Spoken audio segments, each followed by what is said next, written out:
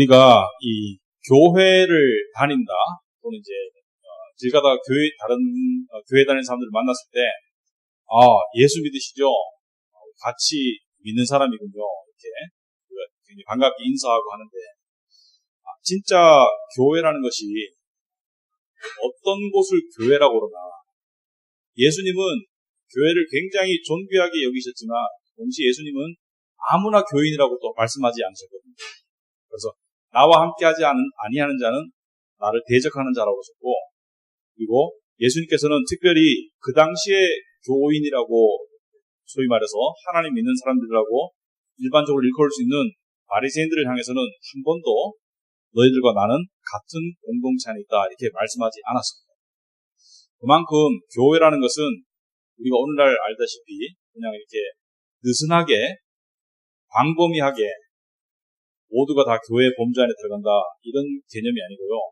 성경에서의 교회라는 것은 영적으로는 너무나 분명한 그런 명확한 구별이 있는 것입니다. 한마디로 말하자면은 교회는 영적으로 거듭난 사람들의 모임이기 때문에 세상에는 영적으로 거듭난 사람과 거듭나지 않은 사람 두 종류의 사람밖에 없습니다. 하나님의 자녀로 거듭난 사람들이 교회다 이렇게 되어 있습니다. 물론 교회 안 다니는 사람들은 하나님의 사람으로 거듭나지 않았음이 분명하지만 교회 안에서도 이 구별은 아주 철저하게 성경은 하고 있는 것입니다. 그래서 교회가 뭐냐? 성경에서 말하는 교회의 진정한 의미가 뭐냐? 세상에는 몇 개의 교회가 존재하는 것이냐? 하나님이 볼 때는 세상에 몇 개의 교회가 존재할까요? 하나님이 보실 때는 세상에 몇 개의 교회가 존재합니까? 한 개밖에 존재하지 않습니다. 하나님께서 보시기에 교회란 이것입니다. 시대와 장소를 초월해서 모든 믿는 사람, 영적으로 거듭난 사람들의 모임이 교회이다. 이것을 영적, 우주적 교회라고 합니다. 영적이고 우주적인 교회는 하나밖에 없다. 그 교회는 시대와 지역을 초월해서 모든 믿는 사람들, 모든 영적으로 거듭난 사람들의 모임이 교회이다. 그러면은 우리는 지금 이 모든 교인들을 다 볼 수 있습니까? 볼 수가 없게 되겠죠. 왜? 지역적으로 여기 말고 다른 데도 교인들이 있고 또 시대적으로 이미 돌아가신 분들도 부지기수죠. 그러니까 하나님이 보시기에 교회는 하나예요. 영적이고 우주적인 교회는 하나밖에 없다. 그래서 여러분들이 그걸 명심을 하셔야 됩니다. 어디 가든지 교회를 만날 수 있지만 교회 안에 있다고 다 같은 교인들은 아니라는 것을 명심해야 됩니다. 이것은요, 우리가 우월하다 또는 특별하다 이런 게 아닙니다. 하나님이 정하신 영적인 공동체의 바운더리를 우리가 이해를 해야 된다. 그런 개념이지, 우월하다, 특별하다, 그런 개념이 아닙니다. 물론 특별하죠. 하나님의 영적 교회 공동체에 소속된 사람들이니까. 그래서 성령의 역사로 복음의 진리를 믿고 거듭난 모든 성도들이 하나의 우주적인 교회를 이루게 된다. 이 교회라는 것은 시대와 역사를, 장소를 초월한다. 그래서 교회를 성경에서 뭐라 했습니까? 그리스도의 몸이다. 그리스도의 몸, 영적으로 그리스도의 몸이고 그리스도는 교회의 머리이다. 이렇게 말하고 있습니다. 그래서 에베소서 1장 23절에 한번 다 같이 읽어볼까요? 교회는 그의 몸이니 만물 안에서 만물을 충만하게 하시는 이의 충만이니라. 교회는 그의 몸이다. 이렇게 말하고 있습니다. 자, 구약 시대에도 그러면은 교회가 존재했었는가? 오늘날과 같은 교회의 형태는 신약에 와서 시작되었죠. 예수님께서 베드로가 주는 살아계신 하나님의 아들이시요 그리스도 신이다. 그러니까 그 고백 위에 내 교회를 세울 것이다. 그때 예수님께서 말씀하시는 내 교회는 없던 것이 그냥 생겨난 것이 아니라 교회는 구약 시대에도 존재했겠습니까? 안 했겠습니까? 구약 시대에도 하나님의 백성들이 있었죠. 존재했었습니다. 그래서 하나님의 백성들의 모임이 교회다. 그랬을 때 구약에도 교회가 존재했었다. 광야 시대에도 존재했었고 예루살렘, 이스라엘 시대에도 존재를 했었다. 그래서 그 교회라는 에클레시아, 교회라는 것을 단어를 쓴 그런 성경 말씀 중에 구약의 광야 교회를 지칭하는 말이 바로 사도행전 7장 말씀입니다. 여러분 1페이지 중간에 보시면은 최초의 7 집사 중에 우리 기독교 역사상 사도행전에서 가장 최초의 순교자는 7 집사 중에 한 사람인 스데반이었습니다. 스데반이 순교를 했어요. 사도행전 7장에 보면은 스데반이 공식적으로 최초의 순교를 하였는데 그 순교를 하면서 스데반이 얼굴이 천사같이 변하고 그 다음에 스데반이 마지막 설교를 합니다. 그 설교 때문에 사람들이 사실 열받아가지고 돌로 때려 죽였죠, 스데반을. 그래가지고 스데반이 죽으면서 뭐라 그랬습니까? 죽기 전에 주님이 서서 나를 바라보신다, 이렇게 나를 기다리고 계신다, 나를 바라보신다, 이렇게 얘기를 했었죠. 그래서 그 사람들이 더욱더 분노했죠. 네가 하나님을 본다는 말이냐, 예수님이 하나님이란 말이냐. 자, 그랬을 때 사도행전 7장 38절에 신의 산에서, 신의 산은 출애굽해가지고 십계명을 받을 때 당시를 말하죠. 신의 산에도 말하던 그 천사와 우리 조상들과, 여기서 말하는 천사는 그 당시에 나타난 하나님을 의미합니다. 우리 조상들과 함께 광야 교회에 있었고 또 살아있는 말씀을 받아 우리에게 주던 자가 이 사람이라. 여기서 말하는 이 사람은 모세지요. 그러니까 광야 교회를 이야기한다. 광야에서 믿는 자들의 모임, 교회, 에클레시아라고 해요. 헬라어로 에클레시아 그러면은 부름을 받아서 따로 모인 공동체를 교회라고 말한다. 그렇다면은 구약의 이스라엘 백성은 다 구원을 받았는가? 다 구원을 받았습니까? 안 받았습니까? 다 구원을 받지는 못했죠. 오실 메시아를 믿는 믿음이 있었던 사람들, 그 믿음으로 거듭난 사람들만 구원을 받았었습니다. 신약의 교회 교인들은 다 구원을 받습니까? 안 받습니까? 제가 말하는 교회는 이 교회 안의 교회입니다. 다 구원을 받은 것은 아니죠. 안타깝게도. 여러분, 공항에 있다고 다 비행기 탑니까? 티켓이 있어야 타지 않습니까? 공항에 배웅 나온 사람, 공항에서 물건 파는 사람들은 비행기 타는 사람들이 아니죠. 공항에 티켓을 가져간 사람들이 비행기 타는 사람들이죠. 마찬가지로 오늘날 수많은 교회들이 있지만 이 안에 있는 모든 육적인 구성원들이 다 진정한 의미에서 교회는 아니라는 것을 이야기합니다. 진정한 의미에서 교회는 영적으로 거듭난 사람들의 모이기 때문에 이 눈에 보이는 교회, 이 안에는 이단도 있고 또 복음을 모르는, 예를 들어서 가톨릭이나 여러 가지 다양한 교회들이 있지만은 물론 장로교 안에도 복음을 모르시는 분들이 많이 있습니다. 영적으로 거듭나지 않고 율법적으로 종교생활 하시는 분들이 참 많이 있어요. 자, 그러면은 진정한 교회와 눈에 보이는 교회는 차이가 있습니까? 없습니까? 차이가 있어요.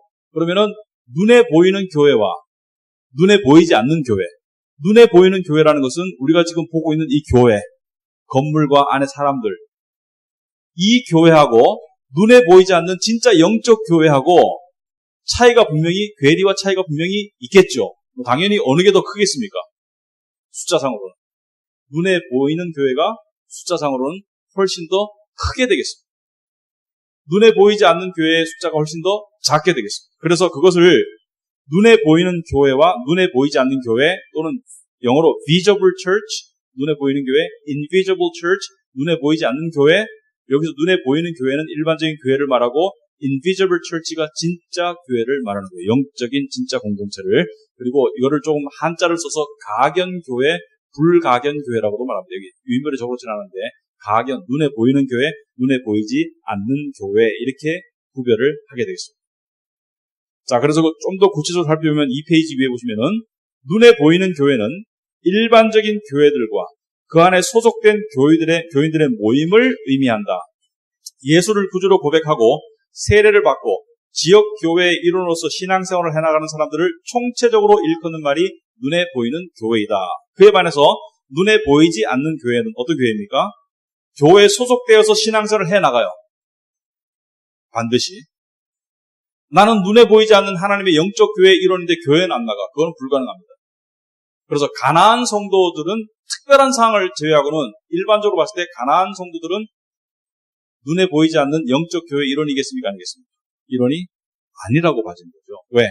영적 교회 일원이면 육적 교회 소속돼 있는 것이 정상이죠. 그래서 눈에 보이지 않는 교회란 교회 소속돼서 신앙생활을 해나가는 사람들 중에서 진정으로 복음의 진리를 깨닫고 거듭나서 구원의 믿음을 가진 사람들을 일컫는 말이다. 이들은 하나님이 아시는 참 성도들이다. 그래서 디모데후서 2장 19절에 보시면 그러나 하나님의 경고하는 터는 섰으니 인침이 있어 일렀을 때 주께서 자기 백성을 아신다 이렇게 말하고 있습니다. 주께서 내 백성을 아신다. 자, 그렇다면 제가 하나 물어보겠습니다.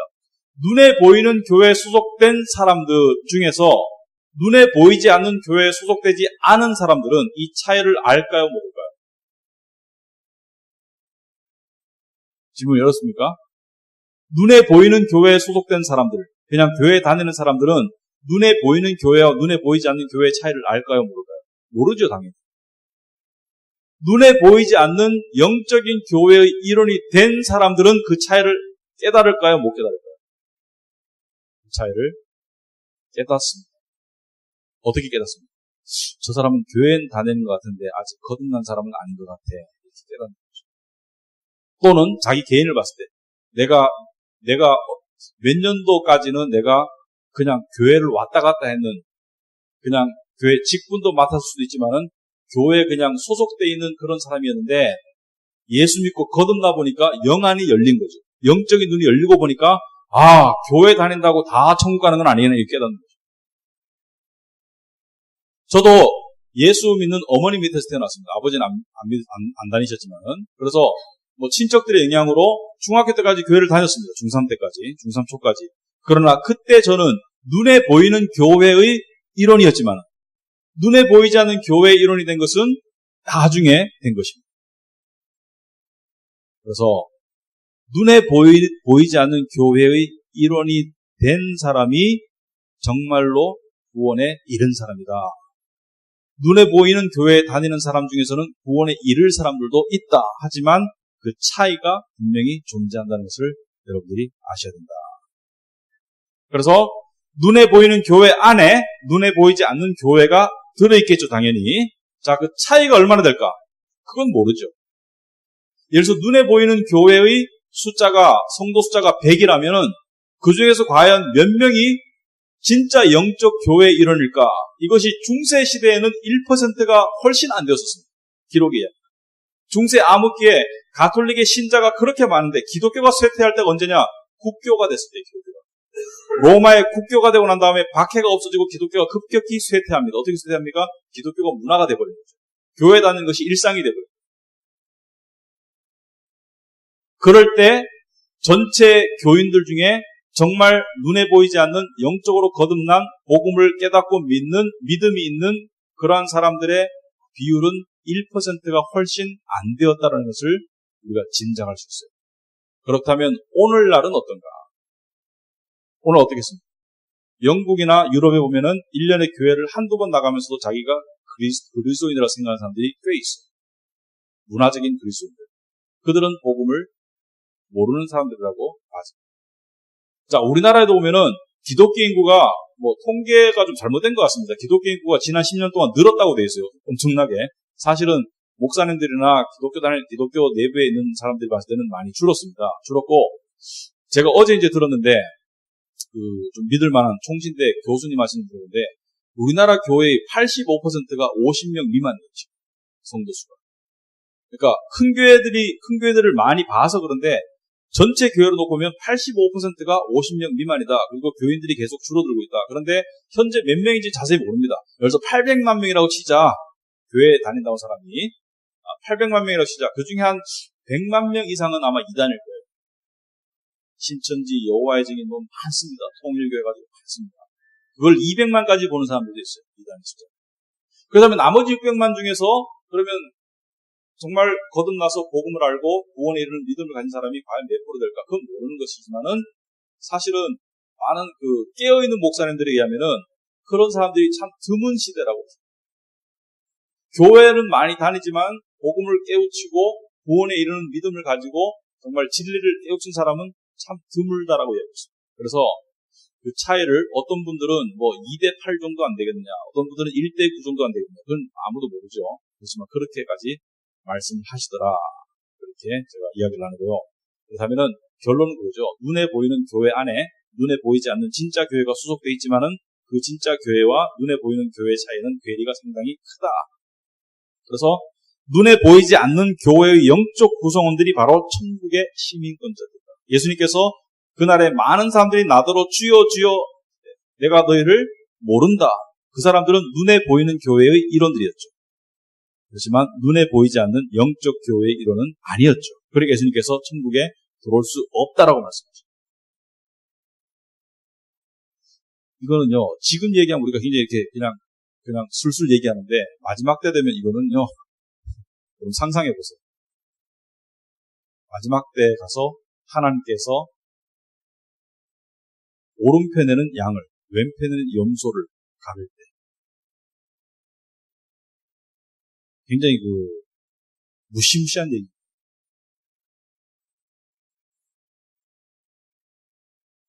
이 교회 예수님께서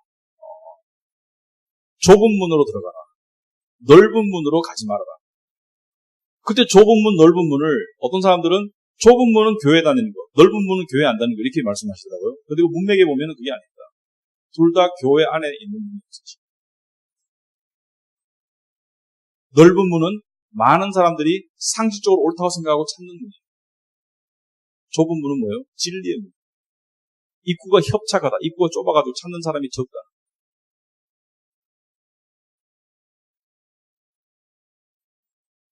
미국에서 유명한 설교가들 중에 존 맥카트라든지 존 파이퍼라든지 또 폴 워셔라든지 이런 분들이 미국에서 제일 큰 교회가 지금 뭐죠? 조엘 오스틴의 교회죠. 긍정의 힘. 우리나라에서 책이 많이 팔렸더라고요. 그래서 그분들이 공개적으로 이야기를 이렇게 합니다. 그분들은 좀 직설적이더라고요. 존경받는 분들인데 그 교회 다니는 사람 중에 천국 갈 사람은 없다. 교회는 제일 크고 많은 사람들이 좋아하고 찾고 주일날 예배도 뜨거워요. 제가 가봤거든요. 지나가는 길이 있어서 한번 들러봤는데 굉장히 예배가 뜨겁습니다.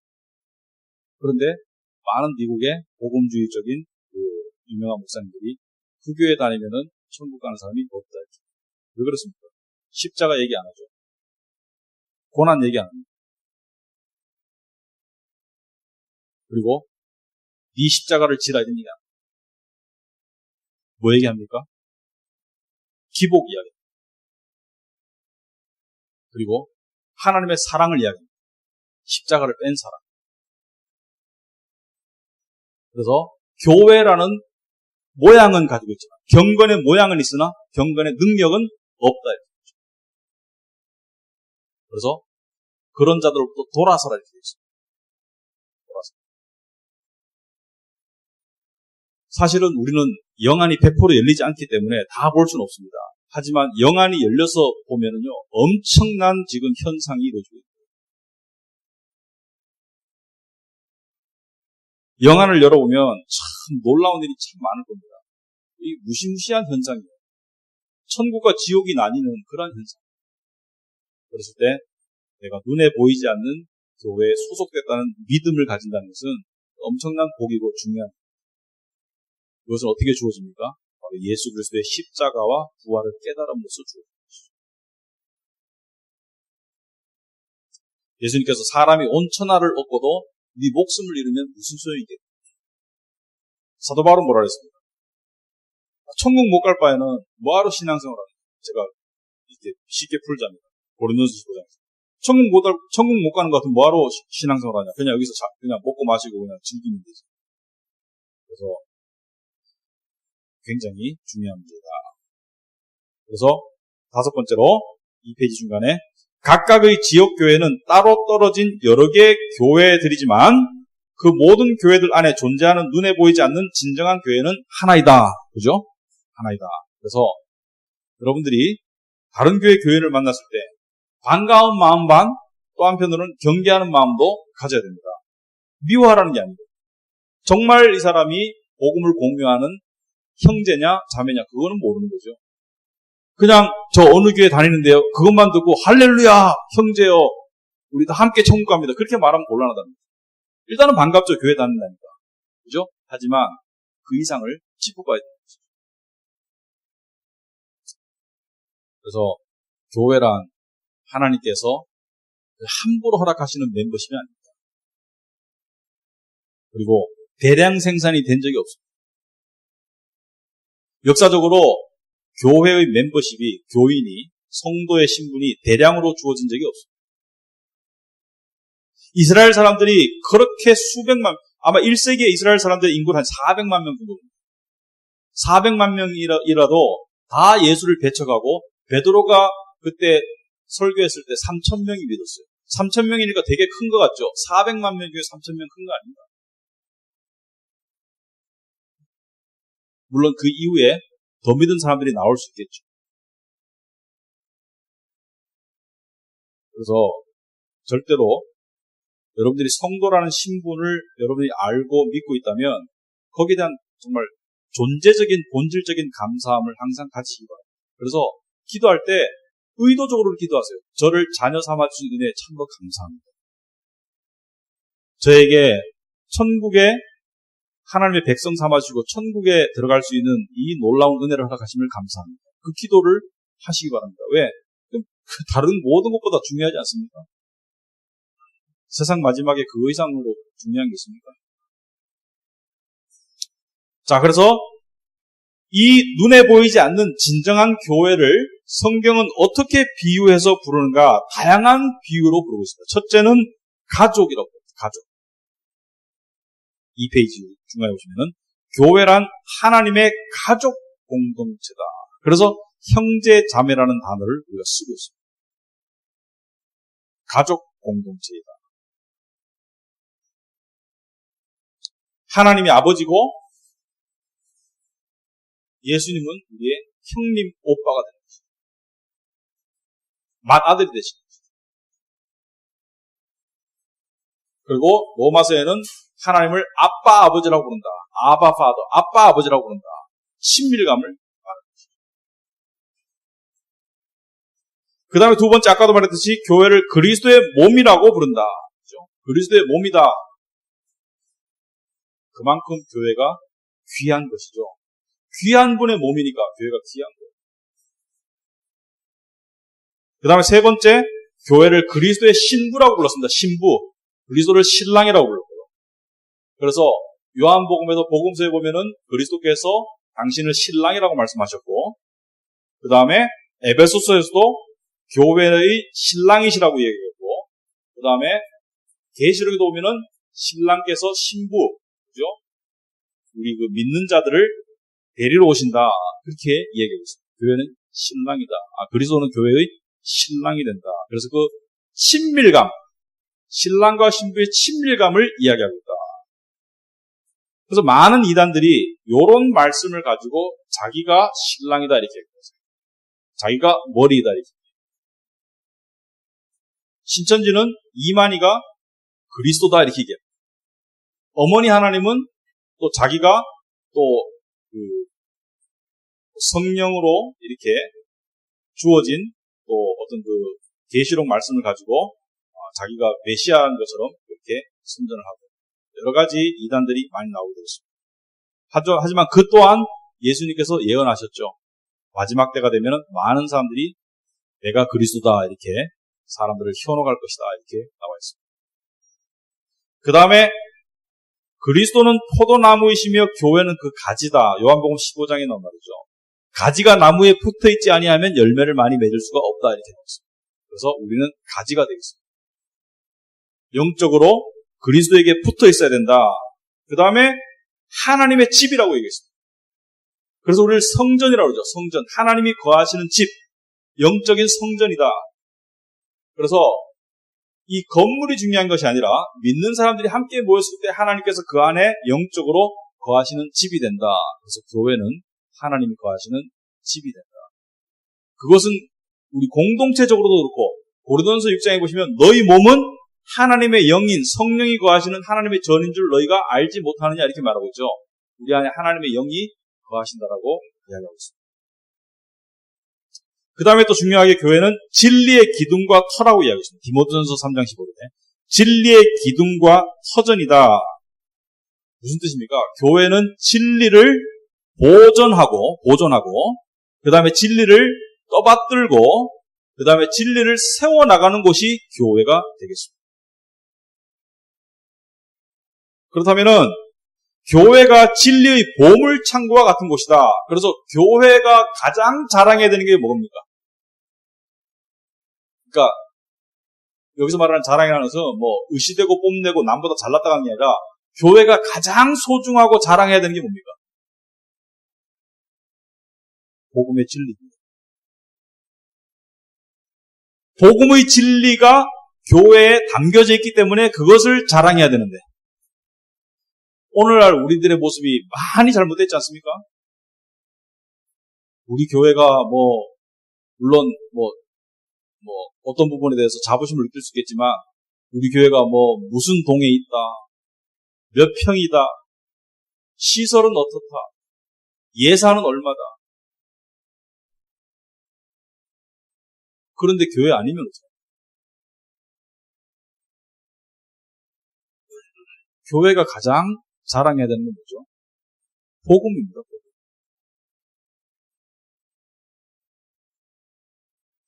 여러분들은 이거를 어느 정도 이해하시라고 생각합니다. 하지만 일반적으로 봤을 때 많은 사람들이 복음 이외의 것을 자랑합니다. 사도 바울이 로마서에서 내가 복음을 부끄러워하지 아니한다 이렇게 말했습니다. I'm not ashamed of the gospel. 내가 복음을 부끄러워하지 아니한다라고 말하고 있습니다. 왜 그렇습니까? 복음을 부끄러워하는 사람들이 많기 때문에.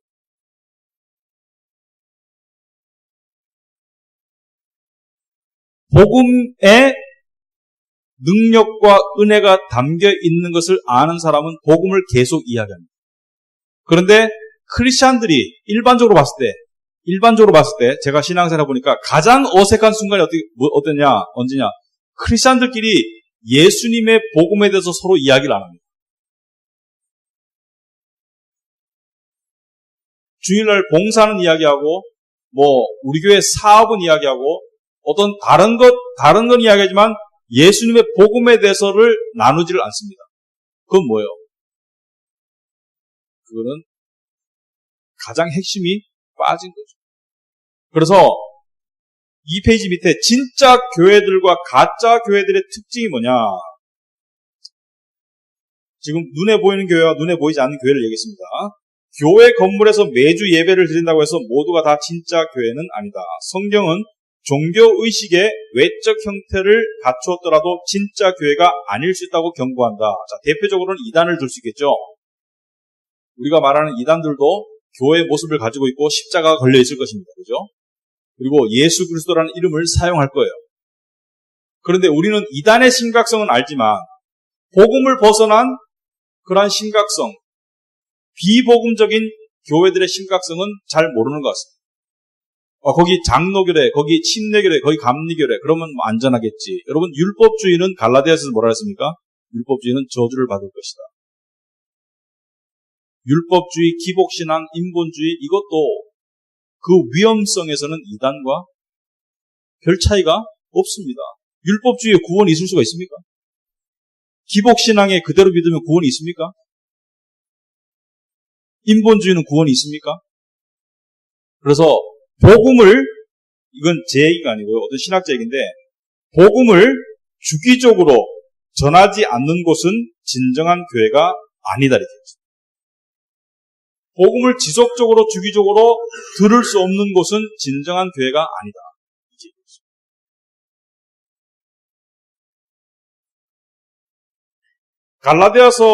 갈라디아서 보시면은, 그러나 우리나 혹은 3페이지 위에 있는데 주소가 빠졌네요. 갈라디아서 1장 말씀입니다. 그러나 혹은 우리나 혹은 하늘로부터 온 천사라도 우리가 너희에게 전한 복음 외에 다른 복음을 전하면 저주를 받을지어다. 우리가 전에도 말하였거니와 내가 지금 다시 말하노니 만일 누구든지 너희가 받은 것 외에 다른 복음을 전하면 저주를 받을지어다. 이렇게 말합니다. 여기서 말하는 다른 복음은 갈라디아서장에서 뭐였습니까? 예수를 부인했습니까? 아니요. 예수의 십자가를 안 믿었습니까? 아니요. 예수의 부활을 인정 안 했습니까? 아니요. 다 인정하고 다 믿었습니다. 그런데 뭐예요? 그것과 더불어서 율법을 지켜라. 구원의 조건으로서. 하나님께 인정받는 조건으로서.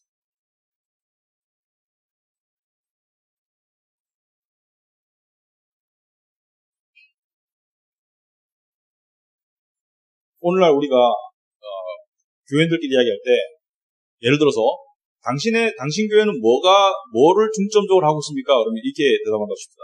당신 교회는 뭘 중점으로 하고 있습니까? 우리 교회는 복음을 중점적으로 합니다. 그러면 많은 사람들이 생각합니다. 그건 당연한 건데 그걸 왜 얘기를 해? 그럼 다른 교회는 복음을 추구하지 않나? 이렇게 말하는 것은 복음을 추구한다는 것이 뭔지를 모르는 거예요. 복음을 추구한다는 것이 쉬운 게 아닙니다. 당신은 신앙생활에서 가장 중요한 게 뭔가? 저는 복음을 믿고 살아가는 거라고 생각합니다. 아니, 그거는 다 기본이고, 봉사는 뭐 하냐 말이야. 그거는 복음을 믿고 살아간다는 것이 뭔지를 모른다는 거예요.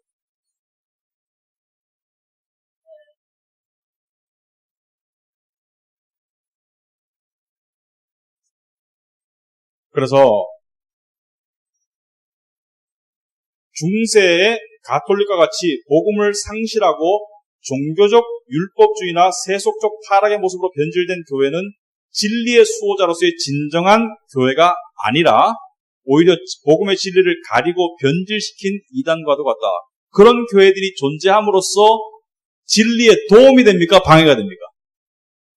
방해가 되는 거죠. 왜? 사람들을 잘못된 길로 인도하니까. 소경이 소경을 인도할 수 없다고 그러지 않습니까? 성경에 보면은 너희들 중에 많이 선생이 되지 말아라 경고하지 않습니까? 소경이 소경을 어떻게 인도하느냐? 그랬을 때 잘못된 복음을 전하지 않는 또는 잘못된 복음을 전하는 교회는 하나님의 교회 일부가 아니라 하나님의 교회를 대적하는 모습이 된다. 우리 여기 여호와의 증인은 뭐죠? 매주 앞에 나온 사람. 제가 여호와의 증인하고 한 10번 정도 대화를 한 것 같아요. 어떤 때는 좀 논쟁도 하고 왜 남의 교회 앞에서 우리 여호와의 증인하는데 이렇게 전도를 하시느냐. 근데 그분들이 뭐라 그럽니까?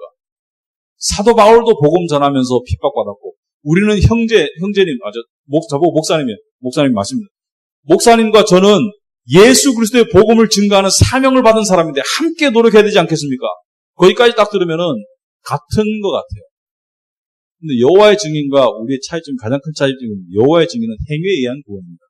열심에 의한 구원이고 숫자 안에 들어가야 돼요. 열심히 해서 그 등수 안에 들어가야 됩니다. 율법에 의한 구원이고. 그러니까 저렇게 더 열심이죠.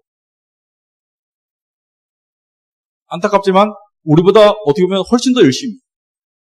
왜? 행위에 의한 구원이니까 구원 받으려면은 행함의 열심을 보여야 됩니다.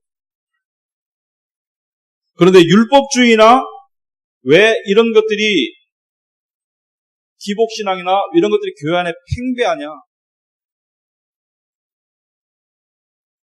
왜 그렇습니까? 사람들의 본성이 그렇고요. 했는 만큼 받아야 되지. 행함에 의한 본능. 그리고 또 통제하기가 쉽습니다. 예를 들어서 율법주의는 이것이죠. 여러분이 하나님을 열심히 섬기지 않으면 여러분에게 재앙이 있을 것이다. 여러분이 하나님을 열심히 섬기면 하나님께서 복을 주실 것이다. 통제하기가 쉽습니다. 예를 들어서 주일날 예배를 소홀히 한다든지 또는 어떤 것을 소홀히 할 때 하나님이 치실 것이다. 근데 어떤 사람이 우연히 교통사고가 났어. 그러면 좋은 본보기로 사용할 수 있는 것이죠. 누가 이렇게 하니까 봐라. 교통사고가 나서 하나님 치시지 않았냐. 또는 누가 열심히 했는데 세상적으로 잘 되었어. 그랬을 때 봐라. 열심히 하니까 세상적으로 잘 되지 않느냐. 이렇게 율법주의는 사람을 통제하기가 쉽습니다. 두려움과 교만의 부추김으로 통제하기가 쉬운 것이죠. 하지만 그것은 하나님이 말씀하시는 복음의 길이 아니게 되겠습니다. 그래서 교회란, 결론적으로 말하자면은 교회란 한 가지를 가장 신경 쓰는 것이 교회입니다. 그게 뭡니까? 복음입니다. 복음 한 가지를 가장 신경 쓰는 것이 교회이고 그게 신앙생활입니다. 근데 거기서 벗어나는 경우가 참 많기 때문에 문제들이 생깁니다. 그리고 그 한 가지를 충실하게 신경 쓴다는 것이 아는 사람은 중요성을 알고 심지어 기쁨으로도 하지만은 그거 굉장히 힘든 거예요. 내 삶이 힘들어도 고난이 있어도 무미건조해도 내 생각대로 안 풀려도 그 한 가지를 집중할 수 있느냐? 또는 내 삶이 세상적으로 잘 나갈 때 그 재미와 그 쾌락과 그 안락을 절제하고 팽개치고 복음에 내가 매진할 수 있느냐? 힘든 거예요.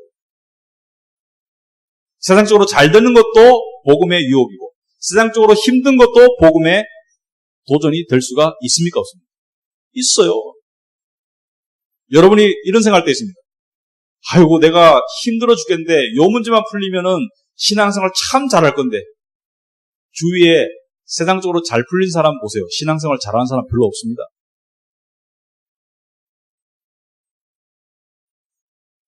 문제가 있어도 복음을 쫓기 힘들다고 그러고 문제가 없이 잘 풀려도 복음을 쫓기 힘들다고 그래요. 왜 그러냐?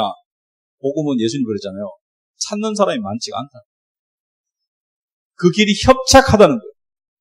협착하다가 좁고 그 길이 어려워서 찾는 사람이 많지 않다는 거예요. 그러나 들어가면 들어갈수록 그 길이 큰 생명으로 이끄는 대로가 되고 넓은 길은 찾는 사람이 많지만 들어가면 갈수록 뭐예요?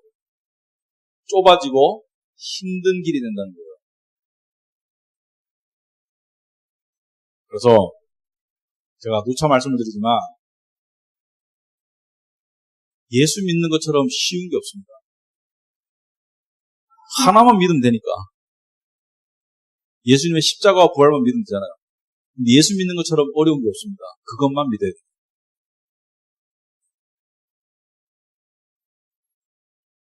그래서 여러분들이 신앙생활 하다 복음에 식상할 때 있어요. 그럴 때 복음이 문제가 아닙니다. 복음이 단순하고 복음이 식상할 것이라서 식상한 게 아니고 여러분이 복음의 맛을 여러분이 놓친 거예요. 제가 놓친 거예요. 그래서 그럴 때 조심해야 됩니다. 뭔가 획기적이고 뭔가 색다른 맛. 이런 것이 내가 나한테 필요했어. 저런 것이 필요했어. 그것이 프로그램이거나 그것이 어떤 방법이거나 이럴 때 조심해야 됩니다. 왜냐하면은 복음은 그런 것이 아니에요. 자, 교회의 목적은 뭐냐? 자, 여기까지 하고 잠시 쉬고 입으로 하겠습니다. 교회의 목적. 교회란 다음과 같은 그 고유의 기능과 목적을 가지고 있다. 첫째는 하나님을 예배하는 공동체가 교회입니다. 교회는 하나님을 예배하는 영적인 공동체이다. 인간이 창조된 목적이 무엇이죠? 인간은 하나님을 예배하기 위해서 창조가 된 것입니다. 그러므로 예배를 소홀히 하거나 예배의 기쁨을 맛보지 못하면 신앙생활하기 힘들어요. 예배가 의무인 것 같고 예배가 뭔가 축복을 받아내는 어떤 나의 어떤 그 투자라고만 생각한다면 그것은 신앙생활하기 힘듭니다. 예배가 나의 보람과 기쁨이 되는 경지가 신앙생활의 올바른 경지. 예배가 나의 기쁨이고 보람이 돼. 예배 안 드리면 하나님 치실까봐 두렵고 예배 드리면 하나님께서 뭘 잘해주실까 기대하고 이건 올바른 예배 자세가 아닙니다. 예배는 나의 존재의 의미라는 것을 깨달아야 됩니다. 나는 예배 드리기 위해서 태어났다. 이건 꼭 주일 예배만을 말하는 것이 아니죠. 공적 예배도 중요하지만 나의 삶이 하나님께 드려지는 산제사다. 그래서 예배를 하나님께 예배드리고 영광 올리기 위해서 내가 만들어진 피조물이다. 이것을 이해해야 되는데 이건 뭘 의미하느냐? 원죄를 뒤집는 것이죠. 원죄는 뭐예요? 아담과 하와가 왜 선악과를 먹었습니까? 하나님처럼 되어서 하나님처럼 숭배받으려고 선악과를 따먹었는데 인간이 원래의 자리로 내려가는 것, 예배자의 자리로 내려가는 게 이것이 성도의, 교회의 본분이고 목적입니다. 그럴 때 모든 사람은 자기가 세상의 중심인 줄 착각하고 살아요. 그 착각을 벗어나기가 정말 힘든데 벗어나면 그것만큼 자유로운 게 없습니다. 그 착각만큼 무거운 게 없습니다. 여러분이나 저나 세상의 중심이 전혀 아니올시다. 우리는 그냥 풀처럼 왔다가 그냥 사라지는, 잠시 있다가 사라지는 안개와 같은 존재에 불과합니다. 우리가 어떻게 세상의 중심이 되겠습니까? 그것을 인정하고 받아들이면 그것만큼 편한 게 없습니다. 나는 세상의 중심이 아니라 세상의 중심은 하나님이다. 그 다음에 두 번째, 교회는 성화를 추구하는 공동체. 교회는 근본적으로 세상과 구별된 하나님의 백성들이 모여서 하나님을 닮아가는 성화를 이루어가는 것이 교회이다. 그 성화라는 것은 무엇을 말합니까? 성화라는 것은 단지 나아진다는 것이 아니라 우리의 부족한 부분들이 고침받는 것이 성화입니다. 죄로 망가진 부분들이 고침받는 거예요. 그러니까 성화가 일어나면 어떻게 됩니까? 삶이 점점 더 빛 가운데로 나가게 되고, 그리고 우리가 그토록 시달리는 감정적인 기복이 훨씬 줄어듭니다. 실질적으로 말하자면.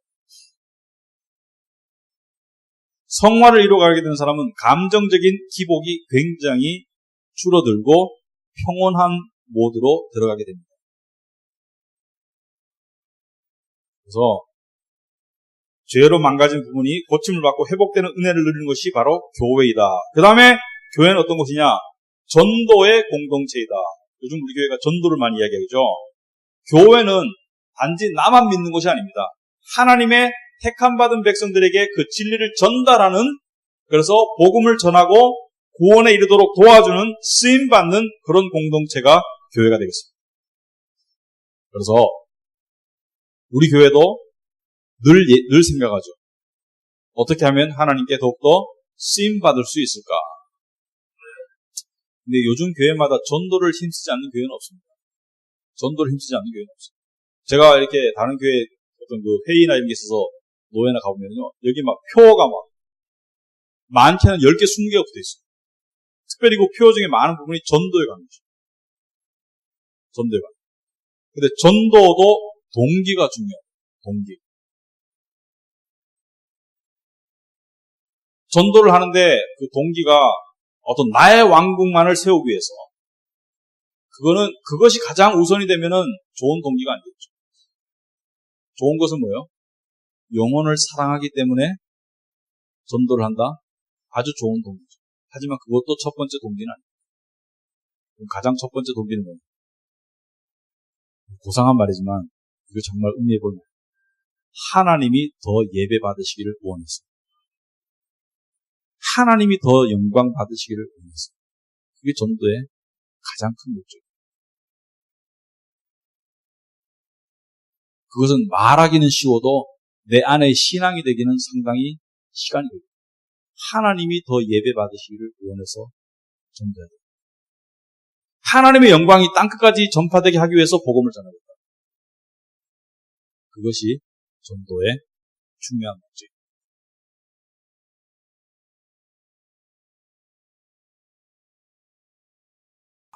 우리 기도하고 시작하시죠.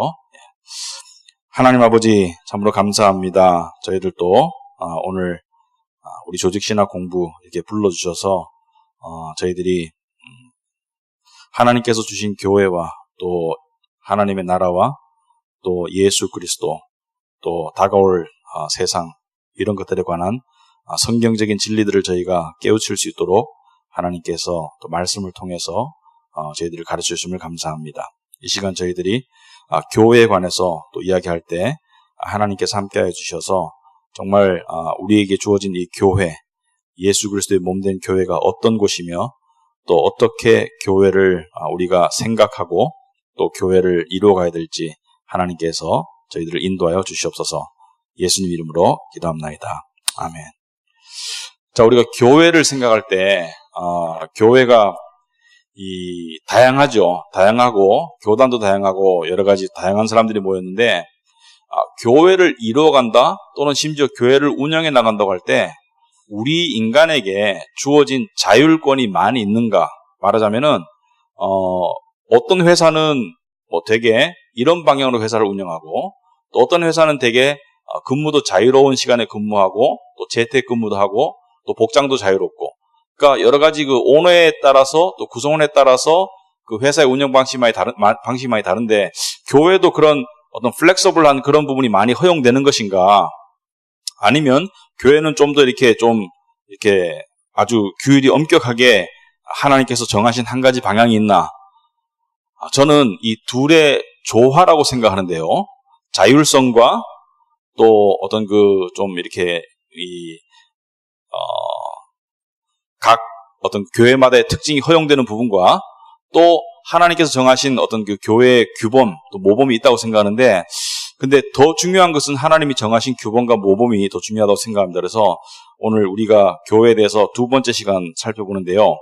3페이지 저번에 교회 목적까지 한 것 같습니다. 그래서 3페이지 제일 밑에 교회의 순수성과 영적인 화합이라고 제가 말했습니다. 그래서 교회의 순수성과 화합, 그러니까 교회는 교회 나름대로 고유한 순수성을 유지를 해야 된다.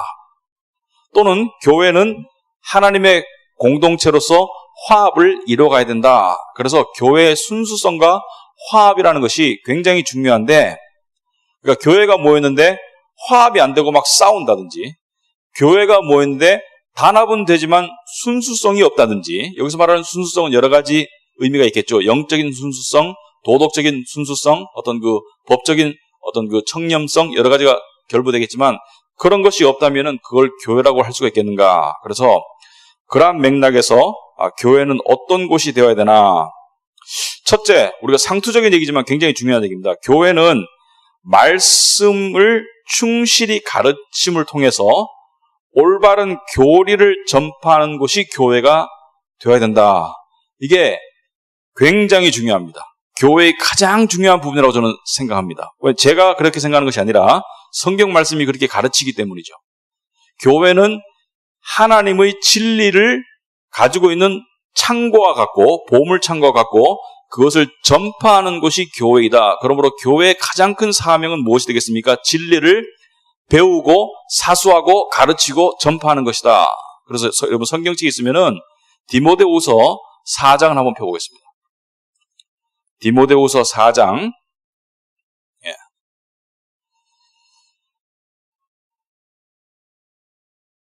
디모데후서 4장 1절부터 4절까지의 말씀을 보면 이런 말씀이 있습니다. 하나님 앞과 살아있는 자와 죽은 자를 심판하실 그리스도 예수 앞에서 그가 나타나실 것과 그의 나라를 두고 엄히 명하노니 너는 말씀을 전파하라. 때를 얻든지 못 얻든지 항상 힘쓰라.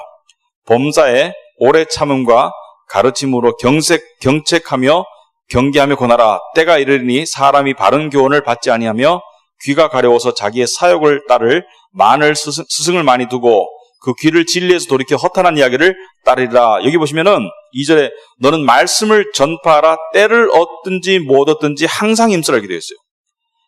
In season, out of season. 때를 얻든지 못 얻든지 항상 말씀을 전파하도록 힘써라. 이것은 말씀을 전파하기가 좀 좋을 때도 있고, 또 말씀을 전파하기가 좀 안 좋을 때도 있고, 말씀을 전파하기가 쉬울 때도 있고 재미있을 때도 있고, 또는 어렵고 재미없을 때도 있고, 또 개인적으로 별로 흥이 날 때도 있고 안 날 때도 있고 여러 가지 상황이 있겠지만은 그런 상황에 따라서 구애받지 말고 객관적인 하나님의 진리를 계속 전파하는 거예요.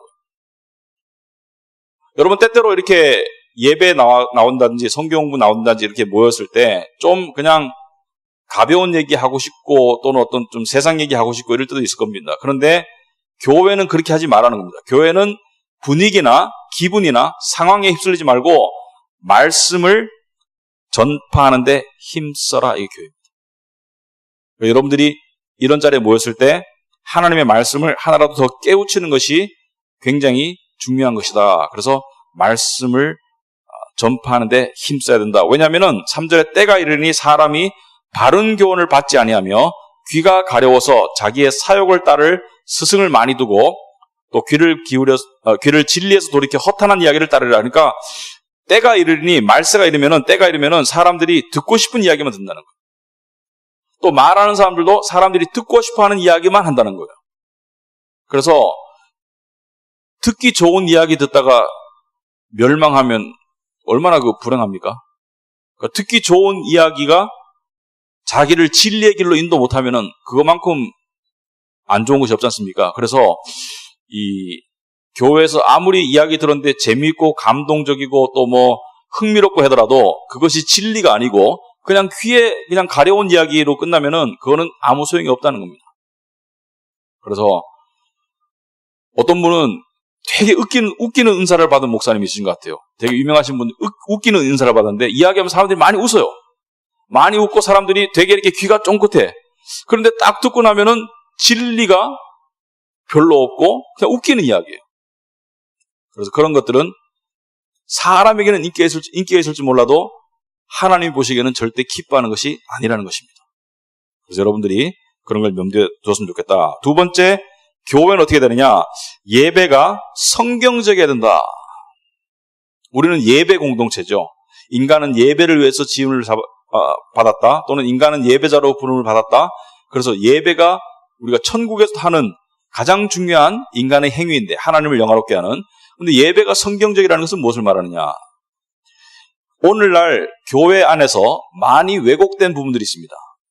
그 중에 하나가, 가장 대표적인 것 중에 하나가 뭡니까? 예배가 어떻게 되었다? 예배가 인간 중심의 예배가 되어간다. 소위 말해서 엔터테인먼트화한다, 이렇게 하죠. 예배 시간에 하나님을 자유롭게 찬송하는 것과 예배 시간에 하나님 앞에 경솔하게 행동하는 것은 분명히 차이가 있습니다. 그런데 극단적으로 보면은 지금 영국 같은, 런던 같은 데서, 영국은 교인들이 많이 줄었어요. 한 2%가 안 됩니다. 그런데 영국에서 굉장히 급성장하는 교회가 있습니다. 런던에 힐송 철치라고 있어요. 그런데 안에가 디스코텍이야. 이렇게 흰 분무기도 나오고 조명도 이렇게 어두컴컴하고, 그러니까 막 댄싱하면서 이제 예배하는 거죠. 근데 젊은이들 그걸 좋아하니까. 그런데 예배가 자유스러운 것은 좋지만은 엄숙함을 잃어서는 예배가 아니라고 생각합니다. 하나님 앞에 엄숙한 모습을 보이지 않는 것은 예배가 아니고, 그런 모습 속에서는 나대로의 신앙만 자라지 성경적인 신앙은 자라지가 않더라. 그리고 자기 나름대로는 하나님에 대해서 할 말이 많아요. 근데 듣고 오면 전부 자기 생각이에요. 그래서 예배가 성경적이어야 된다. 그래서 굉장히 예배를 성경적으로 지키기 위해서 신경을 많이 씁니다. 예를 들어서 어떤 부분이 있습니까? 우리 찬양팀 여기 또 하시는 분들이 있지만은, 성가들도 있지만은, 제가 무엇을 주문하죠? 저는 곡에 대해서는, 스타일에 대해서는 저는 참견하지 않습니다. 그러나 가사가 어떻다고요? 가사가 성경적이어야 됩니다. 주문합니다. 가사가 그냥 성경적이지 않으면 안 됩니다. 또 예를 들어서 예배 순서 속에 하나님의 예배를 흐트러뜨리는 그러한 어떤 그 요소를 저희는 집어넣지 않으려고 노력합니다. 그래서 물론 우리 예배도 고쳐야 될 부분이 가끔 있어요. 그럴 때 우리가 이건 하나님이 고치라고 하시는구나. 그럼 우리가 하나님 앞에 이건 고침을 받아야 됩니다. 그래서 예배가 계속 성경적으로 개혁되어야 되는 것이 교회의 올바른 모습. 그래서 이런 말을 합니다. 진정한 하나님의 교회는 지속적으로 개혁되는 교회다. 여기서 말하는 개혁이라는 것은 어떤 창의적이고 독창적인 모습으로 발전된다는 것이 아니라, 개혁된다는 것은 성경에 좀 더 부합하도록 계속 만들어 나가야 된다. 그것이 올바른 교회이고 올바른 예배의 모습이라고 생각합니다. 그래서 이 사람 중심의 예배가 아니고 하나님 중심의 예배가 되어야 되고, 그리고 또 하나는 예배는 물론 이 예배당 안에 예배를 드리면서 믿는 사람도 있지만 안 믿는 사람도 있으면 얼마나 좋습니까? 안 믿는 사람도 여기서 복음을 듣다가 성령의 역사로 거듭나면은 그게 전도 아닙니까? 그러니까 안 믿는 사람 오는 것은 대환영이죠. 하지만 예배가 믿는 사람 중심이 돼야 되겠습니까? 아니면 안 믿는 사람 중심이 돼야 되겠습니까? 근본적으로. 그럼 생각해 보십시오. 예배가 믿는 사람의 행위입니까? 안 믿는 사람의 행위입니까? 그렇죠. 믿는 사람의 행위입니다. 여기 안 믿는 사람이 앉아있는 건 참 좋아요. 그래서 안 믿는 사람이 믿음을 가지는 것이 우리의 바람이지만, 예배는 믿는 사람 위주의 행위이지 안 믿는 사람 위주의 행위가 아닙니다. 그래서 전도한답시고 예배를 안 믿는 사람 위주로 확 바꾸는 교회들이 있어요. 그거는 사람을 끌어들이는 데 성공할지 모르지만은 하나님이 기뻐하시는 모습은 아닙니다. 그래서 우리가 인간적인 세상적인 성공과 하나님의 충실함, 그 사이에서 우리가 어디를 택하는 것이 옳으냐? 하나님께 신실함을 택하는 것이 옳습니다. 그래서 그런 우리의 예배를 만들어가야 되겠다. 그 다음에 세 번째로요, 세례와 성찬을 주기적으로 집행을 해야 됩니다. 특별히 성찬. 세례는 믿는 사람이 나와야 집행할 수 있지 않습니까? 근데 성찬을 주기적으로 집행을 해야 된다. 왜? 성찬은 예수님께서 명령하신 거지 않습니까? 내가 올 때까지 이것을 행하여 나를 기념하라. 그럼 여러분, 성찬은 얼마나 자주 하는 것이 옳겠습니까? 여러분 생각해 본 적 있습니까? 우리 교회는 얼마나 한 달에 한 번씩 하지 않습니까? 근데 어떤 사람은 성찬을 일주일에 한 번 해야 된다. 매주. 근데 이 대부분의 교회들은 성찬을 1년에 한 2번에서 3번, 많으면 4번 그렇게 하는 교회들이 많더라고요. 근데 저희 교회는 한 달에 한 번을 하고 있는데 한 달에 한 번이 성경적이다 이건 아닙니다. 왜 한 달에 한 번을 하고 있느냐? 매주 하려니까 너무 잦은 것 같고 또 한 2-3달에 한 번 하려고 하니까 좀 너무 텀이 긴 것 같고 그래서 한 달에 한 번 하고 있는데 영어 예배 같은 경우는 이런 사람들도 있습니다. 목사님, 우리 성찬 매주 합시다. 성찬이 너무 은혜롭습니다. 매주 합시다. 이런 분들도 있긴 있어요. 그래서 제가 생각해 보겠다 이렇게 말을 하고 지금 한 달에 한 번 하고 있는데 그래서 거기에는 정답은 없습니다만은 성찬은 은혜의 수단이기 때문에 성찬을 우리가 행해야 되는데 성찬을 행하면서 항상 우리는 예수 그리스도를 생각하게 된다. 그래서 성찬을 게을리하지 않는 교회가 되어야 된다. 자, 그 다음에 네 번째로 교인들 간에 진정한 사귐이 있어야 한다. 그죠? 여러분이 모든 교인과 사귈 수는 없습니다. 의미 있게. 하지만 누군가와는 사귐이 있어야 됩니다. 그래서 요즘에 우리가 대도시에 살지만은 군중 속의 고독을 겪듯이 교회를 큰 교회를 다닌다고 많은 사람을 사귀는 게 아니라 오히려 그 속에서 군중 속에 혼자 그러니까 나 홀로 신앙생활하는 사람들이 참 많은 것이 오늘날의 현실입니다. 그런 사람들이 가난한 신앙인이 되기가 쉽습니다. 그죠? 나 홀로 신앙생활을 하다가 보면은 교회 안 나가고 나는 그리스도인이다 이렇게 하기가 쉽습니다. 그래서 교회 안에 사람들과 의미 있게 연결이 돼야 된다. 그래서 여러분들이 내가 우리 교회 안에서 3명하고 친하다, 2명하고 친하다 그건 관계없습니다. 하지만 교회와 연결이 되어 있어서 사귐이 있어야 된다. 굉장히 중요합니다. 그 다음에 5번째, 성경적인 치리가 있어야 된다. 치리가 있어야 된다. 성경적인 치리가 있어야 된다. 성경적으로 옳지 않은 부분에 대해서는 하나님의 말씀의 권위로 바로잡아 나가며 또 회개함이 없을 때에는 징계나 출교까지도 감수해야 한다. 자, 이 부분에 대해서는 좀 이따 좀 자세히 다루겠습니다. 그래서 일단 읽고 넘어가는데 진정한 교회는 치리가 있어야 된다. 그래서 치리 부분이 많은 사람들이 오늘날 교회에서 실종되었다 이렇게 말합니다. 치리가 실종되었다고 얘기해요. 왜? 아니 잘못하다 사람이 떠나갈까 봐 무서워서 치리를 잘 못한다고 그럽니다. 그런데 이 부분을 우리가 좀 더 자세하게 한번 다뤄볼 테니까 일단은 읽고 넘어가고요. 6번째, 자, 사랑과 구제가 있어야 된다. 진정한 교회라면 서로 사랑으로 보살핌이 있어야 된다. 그래서 제가 가끔 말씀을 드리지만 구제를 우리가 외부 구제도 중요합니다. 그죠? 외부에 가난한 사람들을 보살피고 구제하는 것도 중요한 일이지만 성경에 보시면은 원래 구제의 원래 근본 대상은 교회 안의 사람일까요? 교회 밖의 사람일까요? 네? 네, 교회 안의 사람입니다. 여러분이 성경 읽으면은 교회 안의 사람들을 향한 보살핌, 물질의 보살핌을 하나님은 원하십니다. 왜? 가족 공동체니까.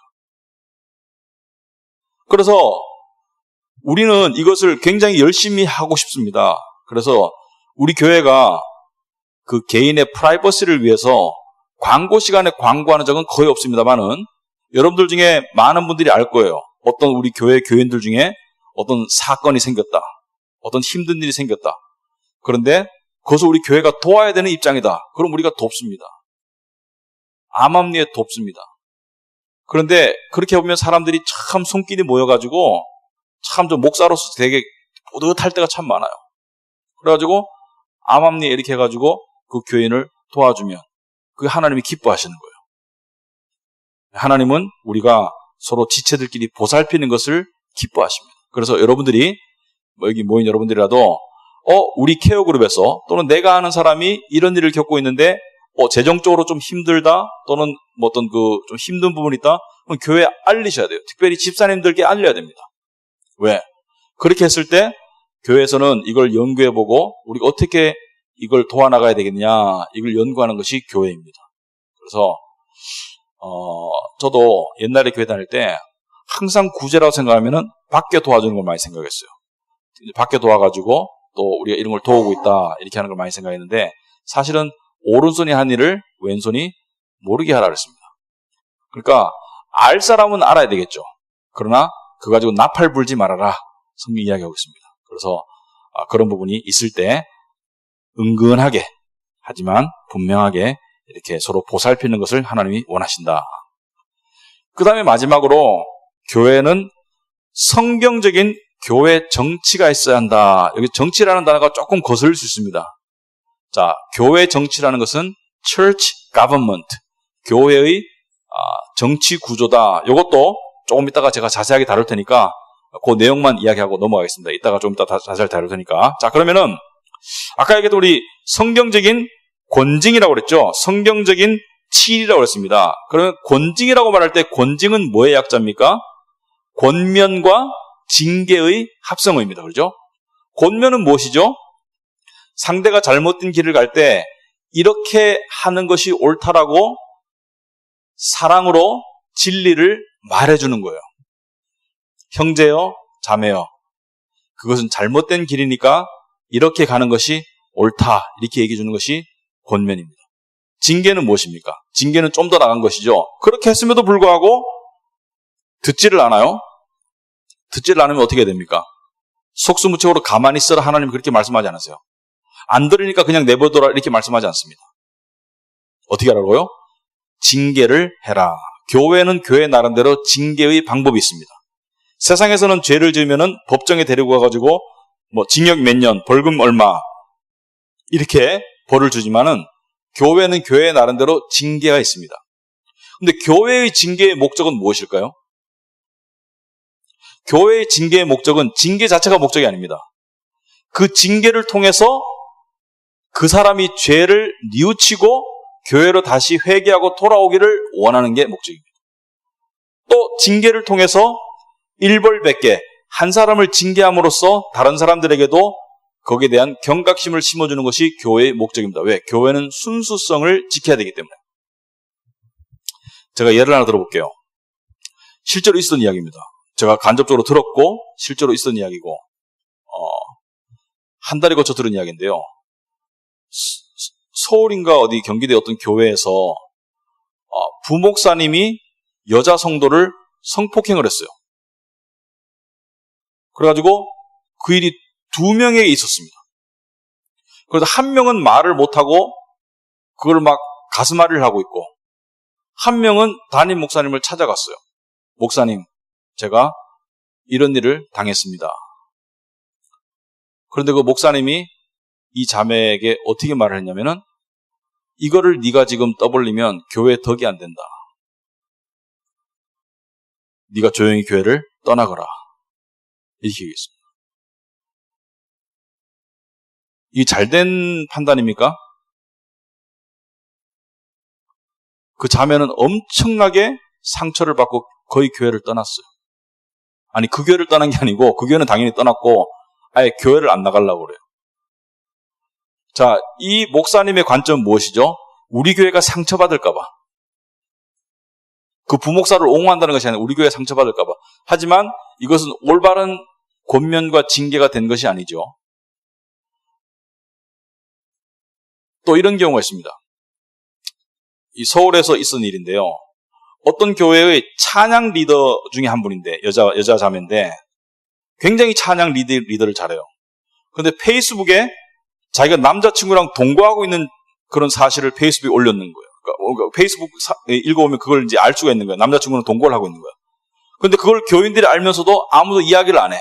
징계를 안 해. 이건 잘된 겁니까, 교회가? 그 교회는 조금 말하자면은 세상적인 교회이긴 해요. 그런데 그걸 알면서도 가만 냅뒀어요. 왜? 첫째는 뭐 찬양은 잘하니까. 또 둘째는 뭐 말한다고 뭐 괜히 서로 불편해질 수 있으니까 교인들이 아무도 이야기를 안 하는 겁니다. 그거는 있어서는 안 되는 이야기죠. 그러면 어떻게 해야 되느냐? 어떻게 해야 되느냐? 성경은 권면과 징계에 대한 분명한 원리를 알려주고 있습니다. 여러분 그 마태복음 18장 15절 17절 나와 있습니다. 우리 다 같이 한번 읽어보겠습니다. 내 형제가 죄를 범하거든 가서 너와 그 사람과만 상대하여 권고하라. 만일 들으면 내가 내 형제를 얻은 것이요 만일 듣지 않거든 한두 사람을 데리고 가서 두세 증인의 입으로 말마다 확증하게 하라. 만일 그들의 말도 듣지 않거든 교회의 말하고 교회의 말도 듣지 않거든 이방인과 세리와 같이 여기라. 아멘. 여러분, 우리가 세상에서 법정을 보면은 일반 법원이 있고 고등법원이 있고 대법원이 있지 않습니까? 이게 하나님의 지혜에서 나온 거예요, 사실은. 이게 이 사법제도가. 여기 보시면은 교회에서 어떤 형제가 또는 어떤 자매가 죄를 범하거든 어떻게 알았어요? 제일 첫 번째 단계는 무엇입니까? 내가 알게 되었으면 내가 가서 이야기하라는 겁니다. 이건 잘못되었다. 이거는 옳지 않은 것이다.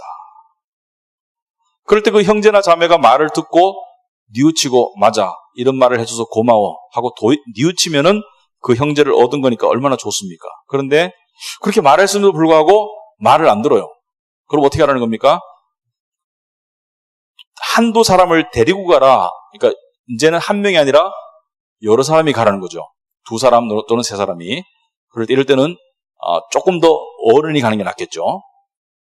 그래서 가가지고 두세 증인의 입으로 말마다 확증하게 하라. 가서 권면하는 거예요. 이거 잘못되었다. 이거는 스탑해야 된다. 예를 들어서 교회 안에서 뭐 한국 교회는 그런 일이 잘 없습니다만은 미국 교회는 교회 안에서 참 이 불륜이 많이 생겨요, 사실. 또 한국 교회 같은 경우도 남녀가 사귈 수 있는데 사귐이 성경적이지 못할 수도 있습니다. 그럴 때 가가지고 알게 됐으면은 가가지고 권면을 해야 되는 것이죠. 그렇게 하는 것은 옳지 않다. 그런데 말을 들으면 좋은데 또 말을 안 들어요. 그럼 어떻게 해야 됩니까?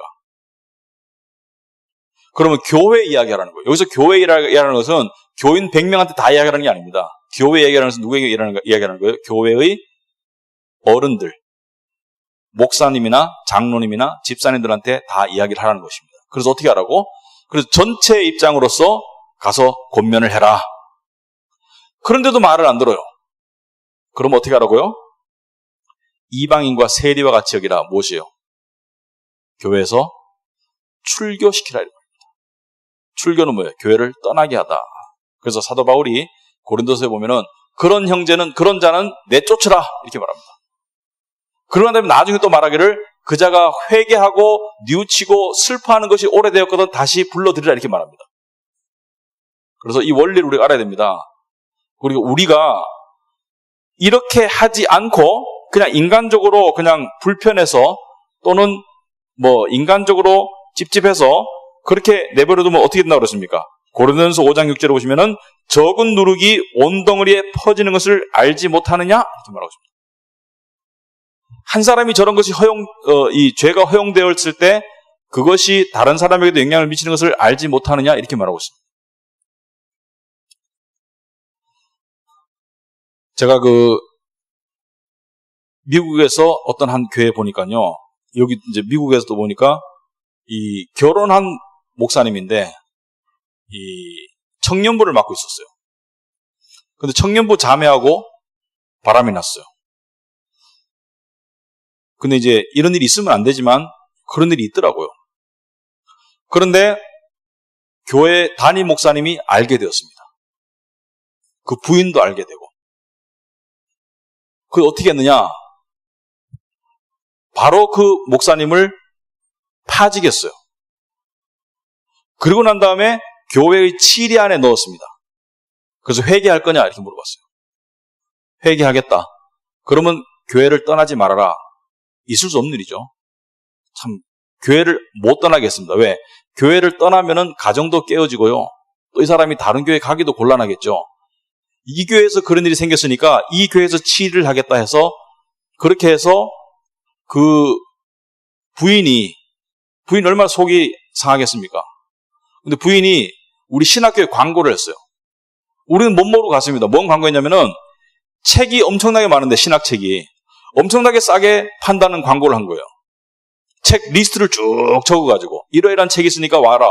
우리는 근데 책이 뭐 디스카운트가 해가지고 20% 10%밖에 안 하니까 그러니까 10,000원짜리면 20,000원, 2,000원, 1,000원밖에 안 하니까 우르르 몰려가서 책을 보니까 좋은 책이 많더라고.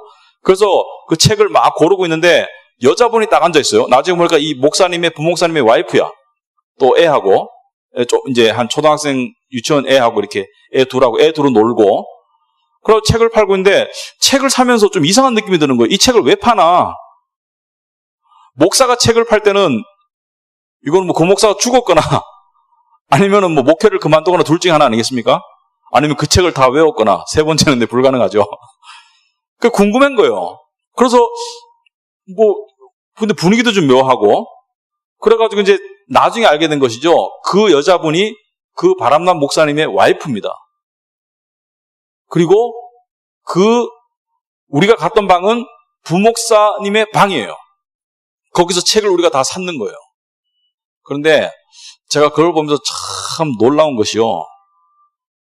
참 발생된 일은 참 안 됐지만 참 성경적이다. 담임 목사님이 노발대발하고 당장 쫓아내고 할 수 있는데 일단 부목사직에서는 파면시켰습니다. 당연하죠. 부목사 할 수가 없지 않습니까? 그러나 교회의 치리에 넣었어요. 왜 넣었을까요? 이 가정이 깨진 것을 막기 위해서 넣은 거예요. 이 사람이 회개하도록 도와주기 위해서 넣은 거고. 책을 왜 팔게 했습니까?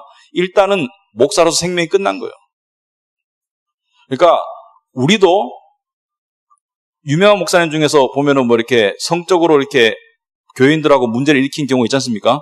그런데 한 1, 2년 있다가 교회를 또 개척하잖아요. 그죠? 그럼 또 우르르 몰리잖아요.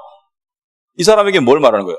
혹시라도 10년, 20년 뒤에 당신이 정말 뉘우치고 삶이 꾸준해서 다시 돌아올 가망성이 혹시 있을지라도 지금 당장에는 끝났다는 거예요. 지금 당장에는 사역자로서는 끝난 거예요. 그러니까 책 팔아라는 거예요. 책 파는 것은 무엇을 의미합니까? 당신은 사역자로서 끝났다. 책 더 필요 없다 이거예요. 그래서 엄중한 경고를 하고 그리고 그것을 교회가 도와주고 그래서 어떻게 되냐면요. 그 부인이 용서했어요.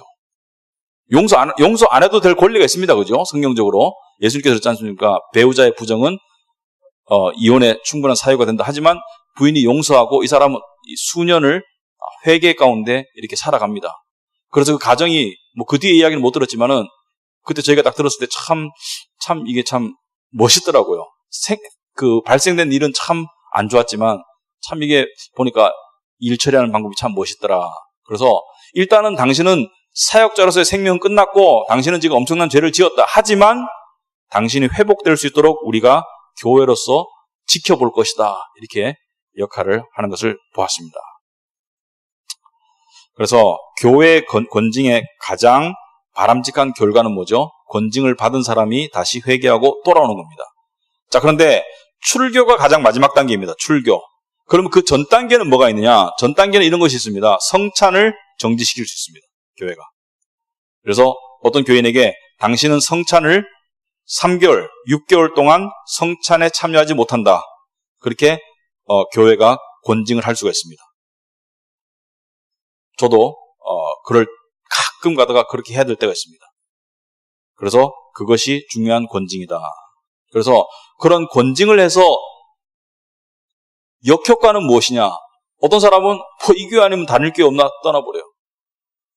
그럼 어떤 사람은 뭐예요? 그것을 성경적으로 받아들이고 하나님께서 주시는 어떤 권징으로 받아들이고 어떻게 합니까? 회개하고 다시 뉘우치고 다시 올바른 신앙으로 돌아오는 경우도 볼 수 있게 됩니다. 그래서 감사하게도 그런 경우를 보게 되면 상당히 기쁘죠. 그런 어떤 경우에는 요즘 같은 뭐예요? 나를 권징한다고? 나가면 되지 뭐. 이렇게 하는 것은 참 아름답지 못하다. 그래서 이 중세 교회도 그렇지만은 청교도 같은 경우는 이렇게 합니다. 여러분 중세에는 이런 거 아시죠? 교회가 거주지 중심이죠. 그러니까 그 교회에서 출교당하면 어떻게 돼요? 다른 동네에 갈 수가 없습니다. 그 교회에서 예배를 못 드리는 거예요. 그러니까 교회에서 출교당하는 것이 엄청나게 심각한 겁니다. 출교당하면 동네에서 왕따 당하는 거예요. 근데 청교도들은 어떻게 했느냐? 또는 현재의 교회들 중에서 이런 교회가 있습니다. 우리 영어 예배는 이런 일이 자주 있어요. 어떤 일이 있냐? 한 교인이 다른 교회에서 우리 교회로 옵니다. 그러면 그 교회가 이전 교회에서 등록교인이었으면 그 등록교인 명부를 우리 쪽으로 보내줘야 돼요. 또는 우리 쪽으로 이렇게 말해야 됩니다. 우리 교인이 거기서 등록교인이 되는 것을 우리가 알고 이제 여기서 그쪽으로 놓아주겠습니다. 이런 임명이라고 그러죠. 임명. 그러니까 그런 트랜스퍼 한다는 레터를 받아야 됩니다. 그래서 우리는 그런 거를 자주 해요. 장로들의 일 중에 하나입니다. 그런데 한국교회는 그 제도가 있습니까? 없습니까? 없습니다. 한국교회는 다 오케이야. 당신이 A교회에서 교인하다가 우리 교회 와서 아이고 과거는 묻지 마세요. 과거는 묻지 마세요. 우리 교회 왔으니까 좋아요. 근데 저도 참 이것이 잘못된 줄 알지만은 한국교회 내려서 A교회 전화해가지고 또는 이메일 보내가지고 그쪽 목사님의 장로님한테 우리 교회 지금 성도가 오셨으니까 임명증서를 보내주세요. 보내줄 교회 없습니다. 오히려 화내겠지. 지금 뭐 교인이 뭐 거기 갔다고 뭐 약 올리는 거야? 이렇게 하겠죠. 이게 잘못된 거죠. 지역을 옮겼을 때, 교인이 다른 데로 갔을 때, 심지어 어떤 사람은요, 우리 교회 보면은 어떤 사람은 우리 교회를 올 거를 미리 알고 캐나다나 미국에서 오면서 임명증서를 떼와요. 교회에서. 공식 레터를 가지고 옵니다. 옛날에 세라 사이팅어라든지 이런 또 뭐, 캐나다에서 왔던 누구죠? 여자애. 캐리? 그런 애들은 임명증서를 떼왔더라고요. 그리고 와가지고 그 서류를 우리한테 줍니다. 그런 사람들이 있어요. 그러니까 이런 친구들은 이 신앙생활하는 게 보면은 굉장히 교회관이 굉장히 투철해요. 그래서 교회를 옮기는 것을 굉장히 신중하게 생각한다. 그래서 우리가 이 원리는 우리가 알아야 되겠다. 그죠? 교회는 아주 중요한 것이다. 우리가 동네를 옮길 때도 국가에서 동사무소에 가가지고 전입신고 하지 않습니까? 교회는 그보다 더 중요한, 훨씬 더 중요한 하나님의 이 유기체인데 우리가 굉장히 신중하게 생각해야 된다. 저기까지 질문 있습니까?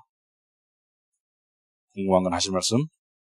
없으면은, 자, 아까 교회 정치를 이야기했는데요. 정치라는 단어에 너무 이렇게 무겁게 생각하지 마시고, 교회 정치라는 것은 교회를 다스리는, 교회를 섬기는, 또는 교회를 치리하는 것이 어떤 구조로 되어 있느냐, 이것을 우리가 살펴볼 텐데요. 자, 어느 교단이든지 간에 크게 나누면 세 가지 정치 구조로 나눌 수 있습니다. 첫째는 감독 정치라고 나눌 수 있어요. 여러분 상식 줄 알아두시기 바랍니다. 감독 정치, 장로 정치, 둘째, 장로 정치, 셋째로 회중 정치. 감독 정치, 장로 정치, 회중 정치로 나눌 수가 있습니다. 그럼 감독 정치는 무엇이냐? 말 그대로 감독이 있습니다. 감독 또는 주교. 감독 또는 주교가 있어서 그 밑에 여러 개의 교회가 있습니다. 그래서 그 여러 개의 교회의 목사를 내가 타송하고 임명할 권한을 가진다. 그러니까 굉장히 권한이 탑에게, 위에 집중된 형태가 감독 정치입니다. 카톨릭 비슷한 거예요. 대표적인 게 감리교회입니다. 그러나 우리나라 감리교회가 다 이렇게 하고 있느냐? 실제로는 이렇게 안 하고 있지만 원리가 그렇다는 거예요. 감독 정치라는 것은 원래 원리가 탑에서 밑에를, 특히 인사권을 다 가지고 있는 것을 감독 정치라고 한다. 거기에 반해서 장로 정치는 뭐냐? 장로 정치라는 것은, 우리 교회가 장로교회죠. 각 지교회들이, 말하자면 카비넌트 교회는 카비넌트 교회, 각 교회들이 장로를 선출합니다. 그러면 선출된 장로들과 목사가 함께 당회를 구성해요. 당회. 여러분 당회라는 말 들어보셨죠? 우리 교회는 당회가 있습니까? 없습니까?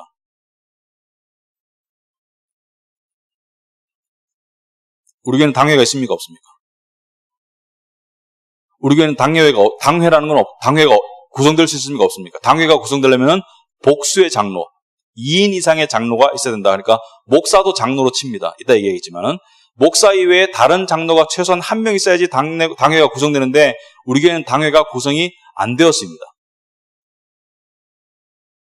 그리고 각 교회들이 모인 곳이 노회입니다.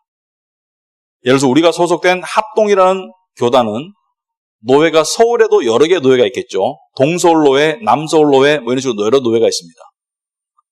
그 노회 안에는 예를 들어서 한 100개 정도의 교회가 들어간다고 치면은 노회가 여러 군데에 있습니다. 그리고 노회가 전국적으로 다 모이면 뭐가 되죠?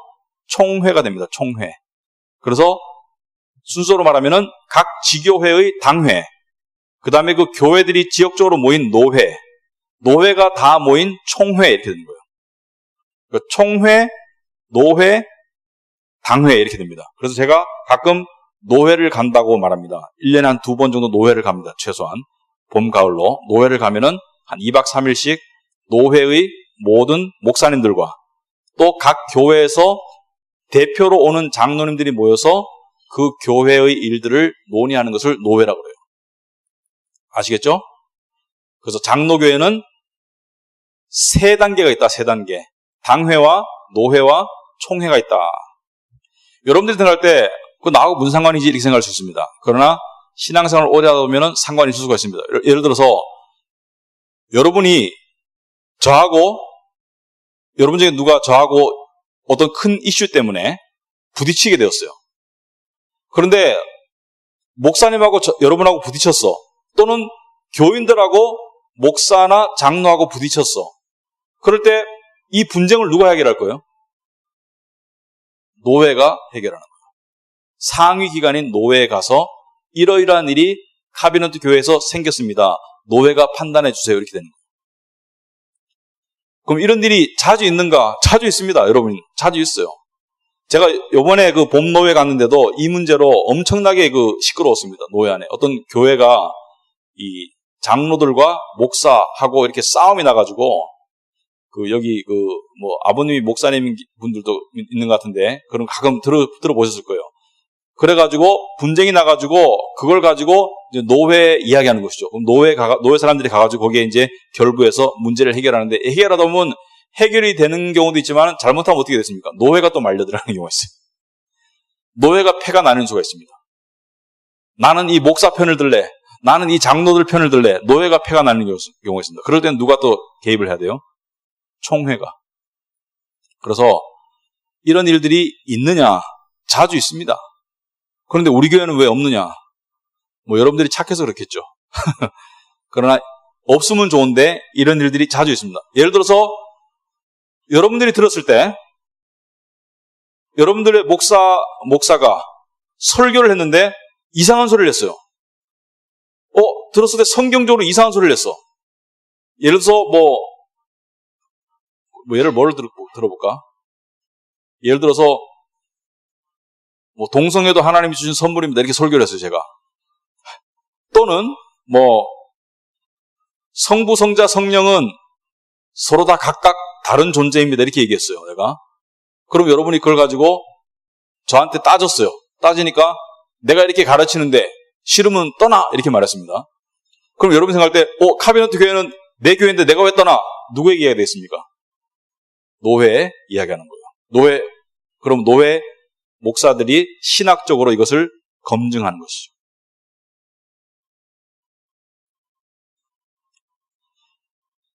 또 예를 들어서 재산 문제로 많이 분쟁이 있습니다. 이런 경우가 있습니다. 이 잠실에서 진짜 있었던 일입니다. 제가 교회 개척할 때 진짜 있었던 일인데 이 교회가 재산이 한 200억 대요. 그런데 교인들을 일부러 숫자를 줄였어요. 점점. 그리고 목사님들의 친인척을 교인으로 다 불렀어요. 그래가지고 이 재산에 대한 권리 행사를 목사의 사유재산으로 만드는데 공동의회를 한 거죠. 그럼 표가 어떻게 나오겠어요? 목사 쪽으로 표가 나오겠죠. 그러면 딱 봤을 때 상식적으로 맞습니까? 안 맞습니까? 그럼 어떻게 해야 됩니까? 노회에 가서 이야기해야 된다. 그렇다고 꼭 해결되라는 법은 없다. 하지만 그게 원칙이라는 것이죠. 그래서 어떤 분쟁이 있을 때 노회에 이야기하는 것이다. 여러분이 봤을 때 제가 성경적으로 잘못된 부분이 있다. 또는 그런 부분이 있다. 그러면 여러분들이 어디로 연락을 해야 되겠습니까? 노회에 연락해야 됩니다. 전화번호 필요하면 알려줄게요. 노회에 연락해야 되는 거예요. 그래서 서로 간에 어떻게 하는 거예요? 서로 간에 한 사람에게 모든 것이 집중되고 독단적으로 되면 어떻게 될 수 있습니까? 사람이 부패하지 않습니까? 그러니까 서로 간에 상호 체크를 하고 책임을 질 수 있는 구조가 장로교의 구조입니다. 제가 예를 이렇게 좀 듣기 싫은 예일 수도 있지만 제가 적나라하게 예를 들어주는 것은 여러분의 이해를 돕기 위함이에요. 그래서 장로교는 이게 장로교이다. 그리고 회중정치는 뭐냐? 감독정치, 장로정치, 회중정치. 회중정치는 아까 감독정치는 권력이 위로 다 집중되었다면은 장로 정치는 뭐예요? 장로 정치는 교회에서 뽑은 장로들에게 권력이 집중된다면은 회중 정치는 모든 것은 회중에게 있다. 완전 민주주의. 우리말 하면. 그러니까 총회고 노회고 다 필요 없다. 그래서 모든 중요한 결정은 그 교회가 다 알아서 한다. 그 교회 교인들이 다 알아서 한다. 이게 회중 정치입니다. 대표적인 교단이 침례교단입니다. 침례교는 교단이 있지만 교단에서 교회 일에 개입할 수 있는 그런 힘이 많이 약해요. 그래서 침례교인들은 뭐라고 말하냐면은 자기들이 가장 민주화된 교회 정치다 이렇게 말합니다. 가장 민주화되었다. 왜? 모든 힘이 회중에게 주어지기 때문에.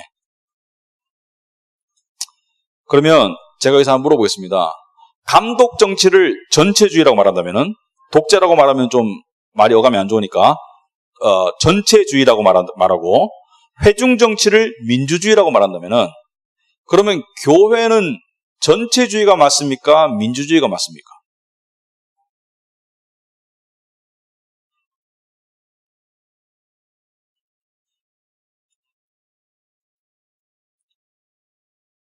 대답을 안 하면은 진도가 안 나가는데. 전체주의가 맞습니까? 회중 정치가 맞습니까? 참 이게 애매한 부분인데요. 극단적으로 말해서 교회는 민주주의가 될 수 있습니까? 예를 들어서 교인들 전체에게 물어봐서 다수결로 다 결정하자. 될 수 있는 부분이 있고 될 수 없는 부분이 있습니다. 예를 들어서 우리 장로교 안에서도 우리 교회에 예산안을 하는데 예산안을 올해는 이렇게 집사님들이 세웠습니다. 그리고 당회가 허락했습니다. 그러면은 공동의회를 해가지고 50% 이상 나오면 통과시키겠습니다. 이건 회중정치로 하는 거예요, 지금. 그죠? 그렇지만,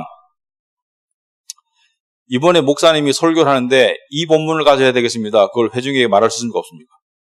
그거는 회중에게 물어서 할 수 있는 게 아니죠. 예를 들어서 성경적인 절대적인 어떤 그런 부분 있지 않습니까? 교리적인 부분을 회중의 의견에 물을 수 있습니까? 그건 물을 수가 없는 것이죠. 그러니까 교회라는 것은 전체주의, 하나님의 전체주의예요. 사람의 전체주의가 아니라 하나님의 전체주의와 회중 정치가 절묘하게 섞여 있다고도 볼 수 있습니다. 그런데 그러면 왜 저는 장로교인이냐? 여러분은 왜 장로교인입니까? 물어봤을 때 대답할 수 있는 말이 있어야 돼요. 여러분 왜 장로교인입니까? 왜 침례교회 안 갔어요? 동네에 장로교가 가까워서 이렇게 말하지 않습니까? 근데 왜 장로교인이냐? 저는 왜 장로교인이냐? 장로교가 가장 성경의 가르침에 부합한다고 믿기 때문에 저는 장로교인이에요. 성경에 보니까는 사도 바울이 혼자 다 독단적으로 안 하고 사도들끼리 의논했습니다. 사도가 장로지 않습니까? 사도들끼리 의논하지만 중요한 결정을 회중에게 물어서 민주적으로 했습니까? 다수결로 아니죠. 회중의 의견도 참고를 했겠지만은 중요한 결정을 장로들의 모임에서 했었고요. 그리고 항상 위에가 있었습니다. 위에가. 사도 바울은 어디에 갔었습니까?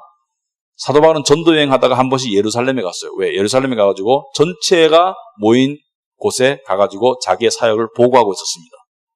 여러분에게 성경에 보시면은 나는 왜 장로교회니까 그냥 장로교회니까 장로교회니 이렇게 말하면 안 돼요. 장로교회의 정치 형태가 내가 봤을 때는 성경적으로 맞다라는 확신이 들어야 되는 거예요. 침례교가 맞다라고 생각하기 때문에 침례교인이 돼야 되는 겁니다. 저는 침례교는 안 맞다고 생각합니다. 왜? 회중에게 모든 중요한 결정이 다 맡겨진다. 성경은 나는 그렇다고 생각하지 않습니다. 회중의 의견도 중요하지만은 회중보다는 회중으로부터 신임을 받고 뽑힌 회중의 대표들인 장로들 또는 집사들이 중요한 결정을 이루어가되 때에 따라서는 회중의 의견을 물을 수가 있다. 난 이것이 성경제로 생각합니다. 감독 정치는 위험하다고 생각합니다. 혼자 전권을 행사하는 거 위험하다고 생각합니다. 그리고 성경의 모델이 아니라고 생각합니다. 그래서 성경은 1인 독재를 허용하지 않습니다. 성경은 여러 명의 사람이 지혜를 모아서 지혜로운 지도자들이 여러 명이 모여서 교회를 이끌어가기를 원합니다. 그래서 우리 교회는 당회가 없습니다. 왜 없습니까? 저 말고 장로가 없습니다. 왜 장로님이 없습니까? 아직까지 장로님 하실 만한 분이 아직까지 제 생각이 아니라 여러분도 그렇게 느끼죠? 아직까지 우리 교회 장로님 하실 만한 분은 뭐 연륜으로 보나 어떤 신앙적으로 보나 그런 분이 아직까지는 없기 때문에 집사님들이 있어요. 그렇지만 제가 독재를 하려고 하지는 않았습니다. 그래서 리더회를 만들었었죠. 그래서 중요한 결정 같은 경우는 리더들을 통해서 우리가 했었고, 그리고 예산의 통과라든지 또 무슨 여러 가지 또 다른 특별한 안건이 있을 때는 우리 전체 멤버들을 등록교인을 모아놓고 그렇게 의견을 물었었죠. 하지만 제가 다음에 설교 시리즈를 뭘 할까 이런 걸 물어보지 않습니다. 왜? 근처에 고유 권한이기 때문에. 그렇지만 돈을 어떻게 쓸까? 그거는 되도록이면은 집사회에서 결정해야 되는 것이지 제가 저는 감독은 할 수 있어요. 거기에 대해서. 왜? 목사니까. 하지만 제가 그것을 기한하고 안을 내고 이렇게 하는 것은 제가 할 권한이 아니라고 생각합니다. 그래서 성경에서 보면은 그런 부분들이 구별이 되어 있다. 그래서 앞으로 여러분이 장로교는 무엇이냐? 자, 장로교는 무엇이죠? 각 교회의 회중들이 뽑은 장로들에 의해서 구성된 당회가 교회를 운영해 나간다. 당회 위에는 노회가 있고 노회에는 총회가 있다. 이 정도는 아셔야 돼요. 우리는 어느 교단입니까? 대한제수장로회 합동측이죠. 합동총회가 있죠. 그 다음에 우리 교회가 소속된 노회가 있고, 그 다음에 우리 교회는 당회가 아직 없습니다. 당회가 없는 교회를 미조직교회라고 해요. 미조직교회. 우리는 아직 미조직교회예요.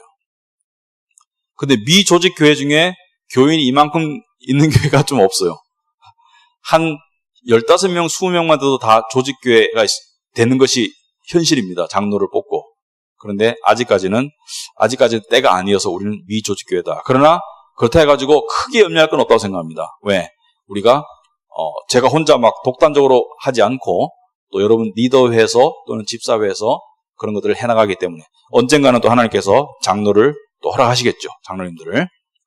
자, 여기까지 질문 있습니까? 부목사님이 오시면 당회가 되는가? 아주 좋은 질문입니다. 자, 제가 이걸 좀 설명하기 위해서 교회에는 여러 가지 목사가 있는데요. 자, 은퇴 목사라면 여러분이 아시겠죠? 은퇴 목사. 은퇴 목사는 목사하다가 은퇴하신 분이 은퇴 목사고, 원로 목사는 뭐죠? 원로 목사는 한 교회에서 20년 이상 심우하시고 은퇴하신 분이 원로 목사가 돼요. 아시겠죠? 원로 목사는 한 교회에서 20년 이상 심우하고 은퇴한 사람이 원로 목사다. 그래서 한때 우리나라에서 어떤 큰 교회들이 50살 넘은 사람을 담임 목사로 초빙하려고 했었습니다. 왜 그럴까요? 원로 목사를 안 만들어 주려고. 왜냐하면 우리 교단에서는 70세가 은퇴인데 52, 3세 정도 되는 분을 모시면은 20년을 못 채우지 않습니까? 그래서 원로 목사를 안 해주려고 그렇게 하는 적도 있었어요. 원로 목사는 그게 원로 목사고, 그러면은 자, 부목사가 있고 또 협동 목사가 있습니다. 영어로 associate pastor가 있고 assistant pastor가 있어요. 부목사가 있고 협동 목사가 있다. 협동 목사는 정말 대학교 교수이면서 정말 어떤 커리어가 있으면서 협동 목사인 경우도 있고요. 어떤 경우는 또 목사님인데 적이 없어서 협동 목사가 되는 경우도 있고 여러 가지 형태가 있습니다만은 협동 목사는 원칙적으로 교인들이 뽑는 거예요. 법에 의하면. 협동 목사는 원칙적으로 교인들이 뽑습니다. 그런데 협동 목사는 지금 영어예배 예를 기준으로 해볼게요. 제가 지금 한글 예배 쪽에는 제가 좀 아직까지 확실히 파악을 못했습니다만 영어예배 쪽에서는 협동 목사가 당회에서 결의를 하면은 영어예배는 장로가 있죠. 장로가 조나단하고 나날드가 장로였지 않습니까? 그래서 앤디 스테이거라는 분이 협동 목사로 들어왔어요. 그래서 당회의 일원이 되도록 만들었습니다. 근데 앤디 스테이거 목사님을 우리가 초빙할 때 그분은 당신이 우리 교회에 부목사로 온다고 생각했어요. 어시스턴트 패스터로. 그래서 제가 어시스턴트 패스터 하지 말아라. 당신이 나한테 어시스턴트 패스터 하는 것은 어울리지 않는다. 당신은 어소시에이트 패스터로 와라. 이렇게 했거든요. 그래서 제가 그 앤디 스테이거 같은 분은 제가 그냥 협동 목사로 오세요 하니까 되게 기분이 좋아하시더라고요. 그래서 우리 교회 협동 목사를 지금 하고 있어요. 근데 이제 일반적으로 부목사님 할 때 어시스턴트 패스터죠. 어시스턴트 패스터는 누가 뽑을까요? 어시스턴트 패스터는 당회가 뽑습니다. 그래서 어소시에이트 패스터는 또는 담임 목사나 협동 목사, 담임 목사는 회중이 뽑아야 돼요. 회중이 투표를 해야 됩니다. 근데 어시스턴트 패스터는 당회가 뽑습니다. 그래서 어시스턴트 패스터는 말 그대로 어시스턴트가 뭐죠? 도와준다. 직분을 나누는 것이다. 그러니까 어시스턴트 패스터는 목사의 직분을 나누는, 목사를 도와주는 것이 부목사입니다. 그러므로 어시스턴트 패스터는 당회원이 될 수 있을까요? 없을까요? 예, 당회원은 안 됩니다. 그리고 어시스턴트 패스터는 당회에서 뽑고 또 당회에서 해임을 할 수 있는 권한이 있습니다. 그래서 어시스턴트 부목사를 뽑는 데는 공동의회를 거치지 않습니다. 그렇지만 법은 그렇더라도 제가 여러분들에게 양해를 구했죠. 제가 여러분들의 의견을 물어봤죠. 물어보고 제가 뽑았지 안 물어보고 뽑지 않았습니다. 왜? 그것은 교회의 화평을 위해서 그렇게 제가 당연히 물어보고 이렇게 했는데 원칙적으로 권한은 당회에 있다. 우리 교회 같은 경우는 제가 그 권한을 가질 수밖에 없는 것이죠. 부목사를 뽑는 것은. 전도사를 뽑는 것도 마찬가지고. 또 질문 있습니까? 여러분들이 이 교회를 평생 다니실 거기 때문에 이 부분은 좀 아시고 다녔으면 좋겠어요. 특히 장로교가 뭐라는 걸 아시고 다녔으면 좋겠다. 그럼 침례교는 장로가 있습니까? 없습니까? 침례교에 장로가 있습니까? 없습니까? 원칙적으로 없습니다. 집사는 있어요.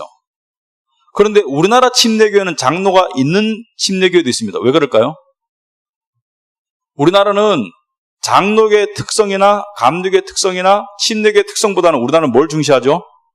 분위기를 중시하죠. 이렇게 하면 더 좋겠다 해가지고 막 짬뽕으로 섞어서 그래요. 그래서 침례교회도 장로가 있는데 원래는 침례교회는 장로가 있으면 안 됩니다. 회중정치이기 때문에 장로가 있으면 안 돼요. 그래서 조금 헷갈립니다. 그리고 침례교와 장로교의 정치적인 차이가 있지만은 정치 구조에 가장 큰 차이는 또 뭐죠? 세례를 유아세례를 베풀면 장로교회고 유아세례를 안 베풀면 침례교회입니다. 또 장로교는 세례를 물을 뿌려서 부리지만 침례교회는 완전히 들어가야 돼요, 물에. 그래서 침례교는 강에 데려가서 세례를 주든지 아니면 교회 안에 이렇게 작은 목욕탕이 있어요. 거기다 세례를 주든지 아니면 교회가 작아서 목욕탕이 없으면 큰 교회 가서 목욕탕 있는 교회 가가지고 세례를 줍니다. 그래서 물을 완전히 들어가야 된다. 그거 가지고 맨날 싸워요. 침례교회는 성경에 봐라. 요단강에 다 빠져서 세례 줬잖아. 물에 푹 들어갔다 나와야지. 그럼 장로교회는 이럽니다. 구약에는 보면은 피를 뿌렸잖아. 그죠? 물을 뿌려서 피를 뿌려서 정결케 했잖아. 왜 꼭 물에 꼭 들어가야 돼? 예를 들어서 사막에서 세례를 베풀면은 물이 어디 있어? 이렇게 말하거든요. 저는 그거 가지고 좀 안 싸웠으면 좋겠어요. 아니 들어가려고 싶으면 들어가세요. 그게 뭐가 중요합니까? 세례의 그 형태가, 의미가 중요하지. 그런데 여러분들이 그거를 조금 아시면 좋겠다.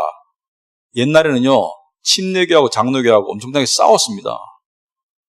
그러니까 이 유래를 알면은요, 이게 굉장히 갈라지는 것이 굉장히 그거한데 굉장히 그 심각한 문제인데 요즘에는 그 심각성을 많이 못 느끼죠. 어떤 분들은 이 동네 가면 장로교 다니다 저 동네 가면 침례교 다니고 그러더라고요. 저 동네 가면 감리교 가고. 그런데 그렇게 할 문제는 또 아닙니다. 내가 침례교가 성경적인지 장로교가 성경적인지 감리교가 성경적인지 그건 생각해 봐야 될 문제입니다. 교회 직분들이 있습니다. 그 직분들 부분을 우리가 살펴볼 텐데 장로교 교회 정치에서는 두 가지의 직분이 있죠. 장로와 집사가 있습니다. 목사도 있는데 목사도 아까 말씀드렸듯이 목사도 장로의 범위에 들어갑니다.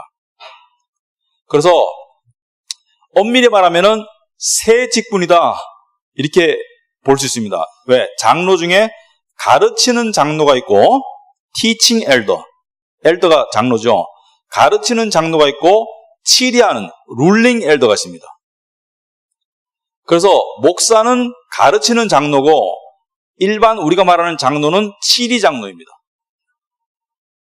그러니까 장로 안에 가르치는 장로와 다스리는 장로가 있다.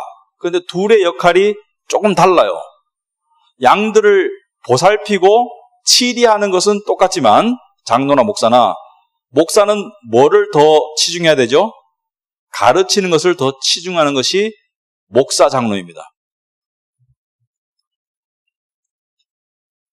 그리고 장로는 근본적으로 성도들의 영적인 부분을 보살피는 것이 장로의 역할입니다. 처음에 교회를 개척했을 때는 뭐 집사님도 없고 뭐 성도들도 없고 하니까 제가 막 재정도 맡고 이렇게 했지만은 제가 손을 다 뗐거든요.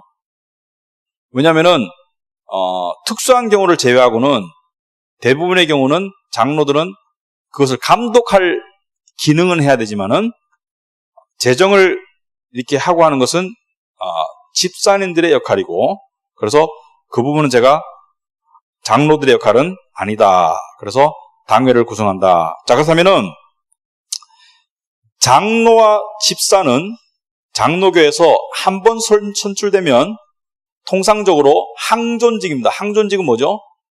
한 번 선출되면 끝까지 그 타이틀이 따라다녀요. 그렇다면 장로와 집사는 하다가 파면될 수 있는가?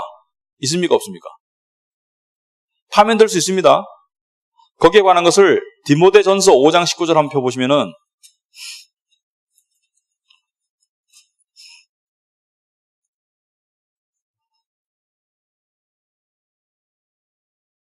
디모데전서 5장 19절 한번 보시면은 뭐라고 되어 있습니까? 장로에 대한 고발은 두세 증인이 없으면 받지 말 것이요. 이렇게 되어 있습니다. 장로에 대한 고발은 두세 증인이 없으면 받지 마시오. 무슨 말이냐면은 2명이나 3명 복수의 증인이 있을 때 그 고발을 받아들여라. 그래서 조사를 하라는 거예요.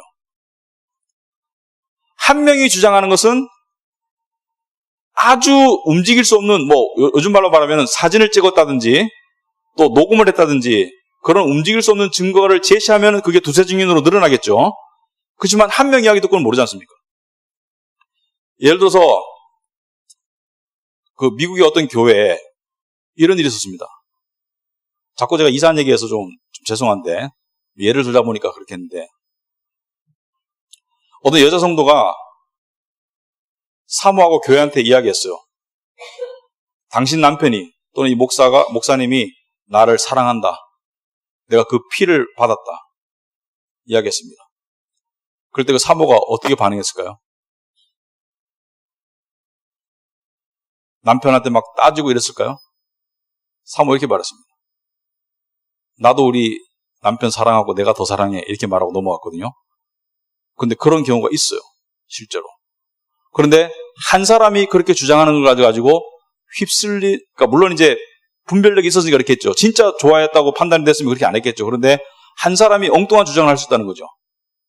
근데 그 주장이 여러 사람이 아닐 때는 어떻게 하라고요? 그것을 인정하지 않는 것을 하나님은 원하세요.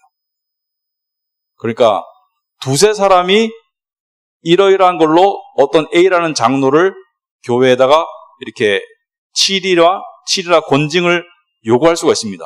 그럴 때는 교회가 그것을 조사할 수가 있어요. 그러나 한 명의 주관적인 것을 가지고는 그렇게 할 수가 없습니다. 왜냐하면 그렇게 되면은 한 명이 이 소리하고 한 명이 이 소리하면은 거기에 휩쓸릴 수가 있거든요. 그러면은 장로나 목사가 휩쓸리게 되면 어떻게 되죠? 그 개인의 문제가 아니죠. 그 교회의 문제가 되거든요. 그래서 굉장히 조심해야 된다 이것이죠.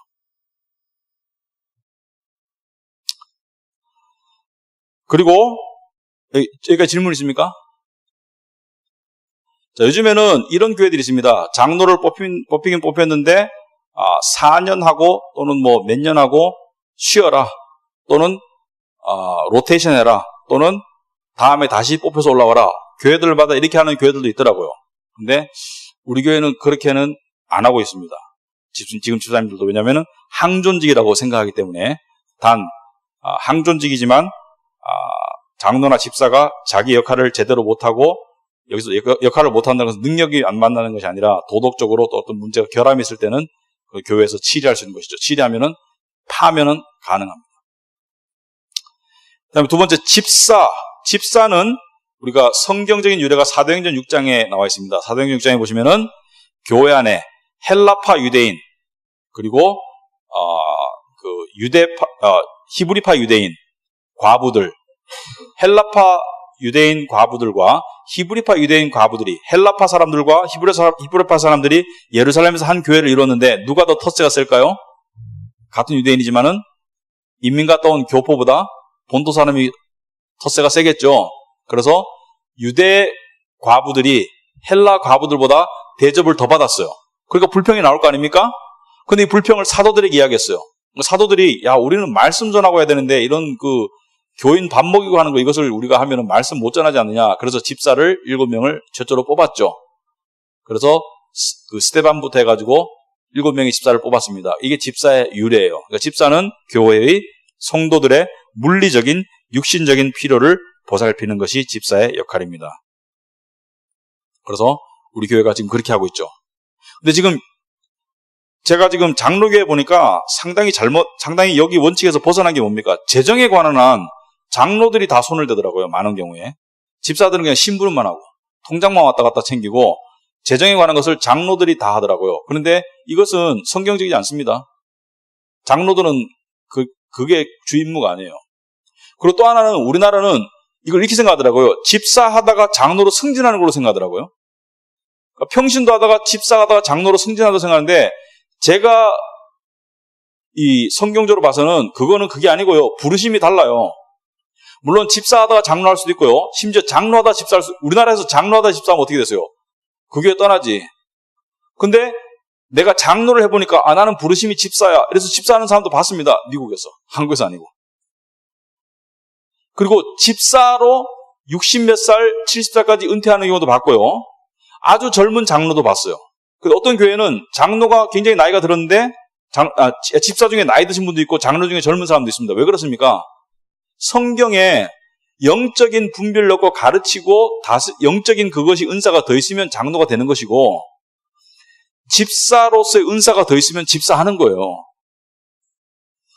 그래서 어떤 사람은 내가 은행에서 일을 오래 하고 은행의 지점장이야. 그러면 그 사람이 집사하더라고요. 나이가 70 가까이 된데도 미국에서 보니까. 왜? 그쪽으로 밝으니까. 그래서 이것은 집사에서 장로로 승진한다는 개념이 아니에요. 물론 집사에 장로 가도 됩니다.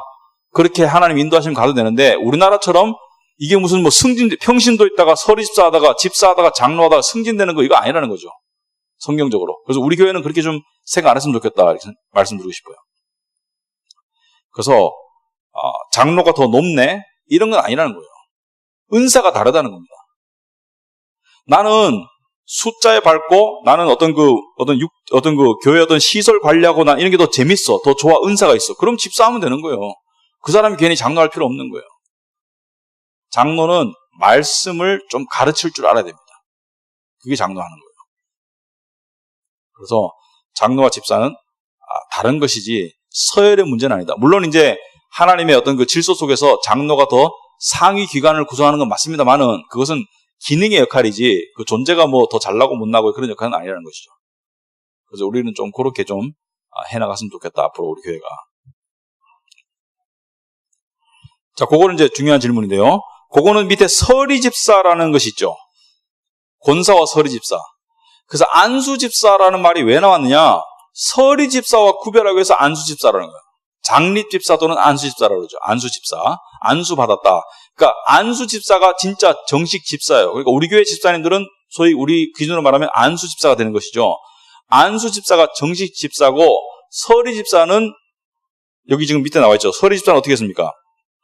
그 권사와 서리집사 중간에 보시면은 서리집사라는 직분도 한국 교회에서만 존재하는 타이틀이에요. 그래서 이름을 부르기보다는 타이틀을 부르는 것이 더 익숙한 문화에서 비롯된 면도 있지만 성경에 없는 타이틀을 만들다 보니까 역효과도 분명히 있는 것이 사실이다. 집사에 대한 존중감이 별로 없습니다. 다 집사야. 그리고 집사를 이렇게 만들어주더라고요. 교회를 충실히 나오고 11조를 하면은 집사다. 그래서 타이틀을 줬다 뺐다 하더라고요. 그래서 타이틀을 주면서 이 사람의 주일 성수와 11조 생활을 확보하는 그런 역할도 하더라고요. 그래서 교회마다 기준이 있으면은 어떤 교회는 이 사람이 복음을 아는지 모르는지도 모르고 1년 지나면 그냥 집사, 1년 동안 교회 꾸준히 나오면 서리 집사 줘요. 매년 서리 집사인데 대부분 서리 집사죠, 그죠?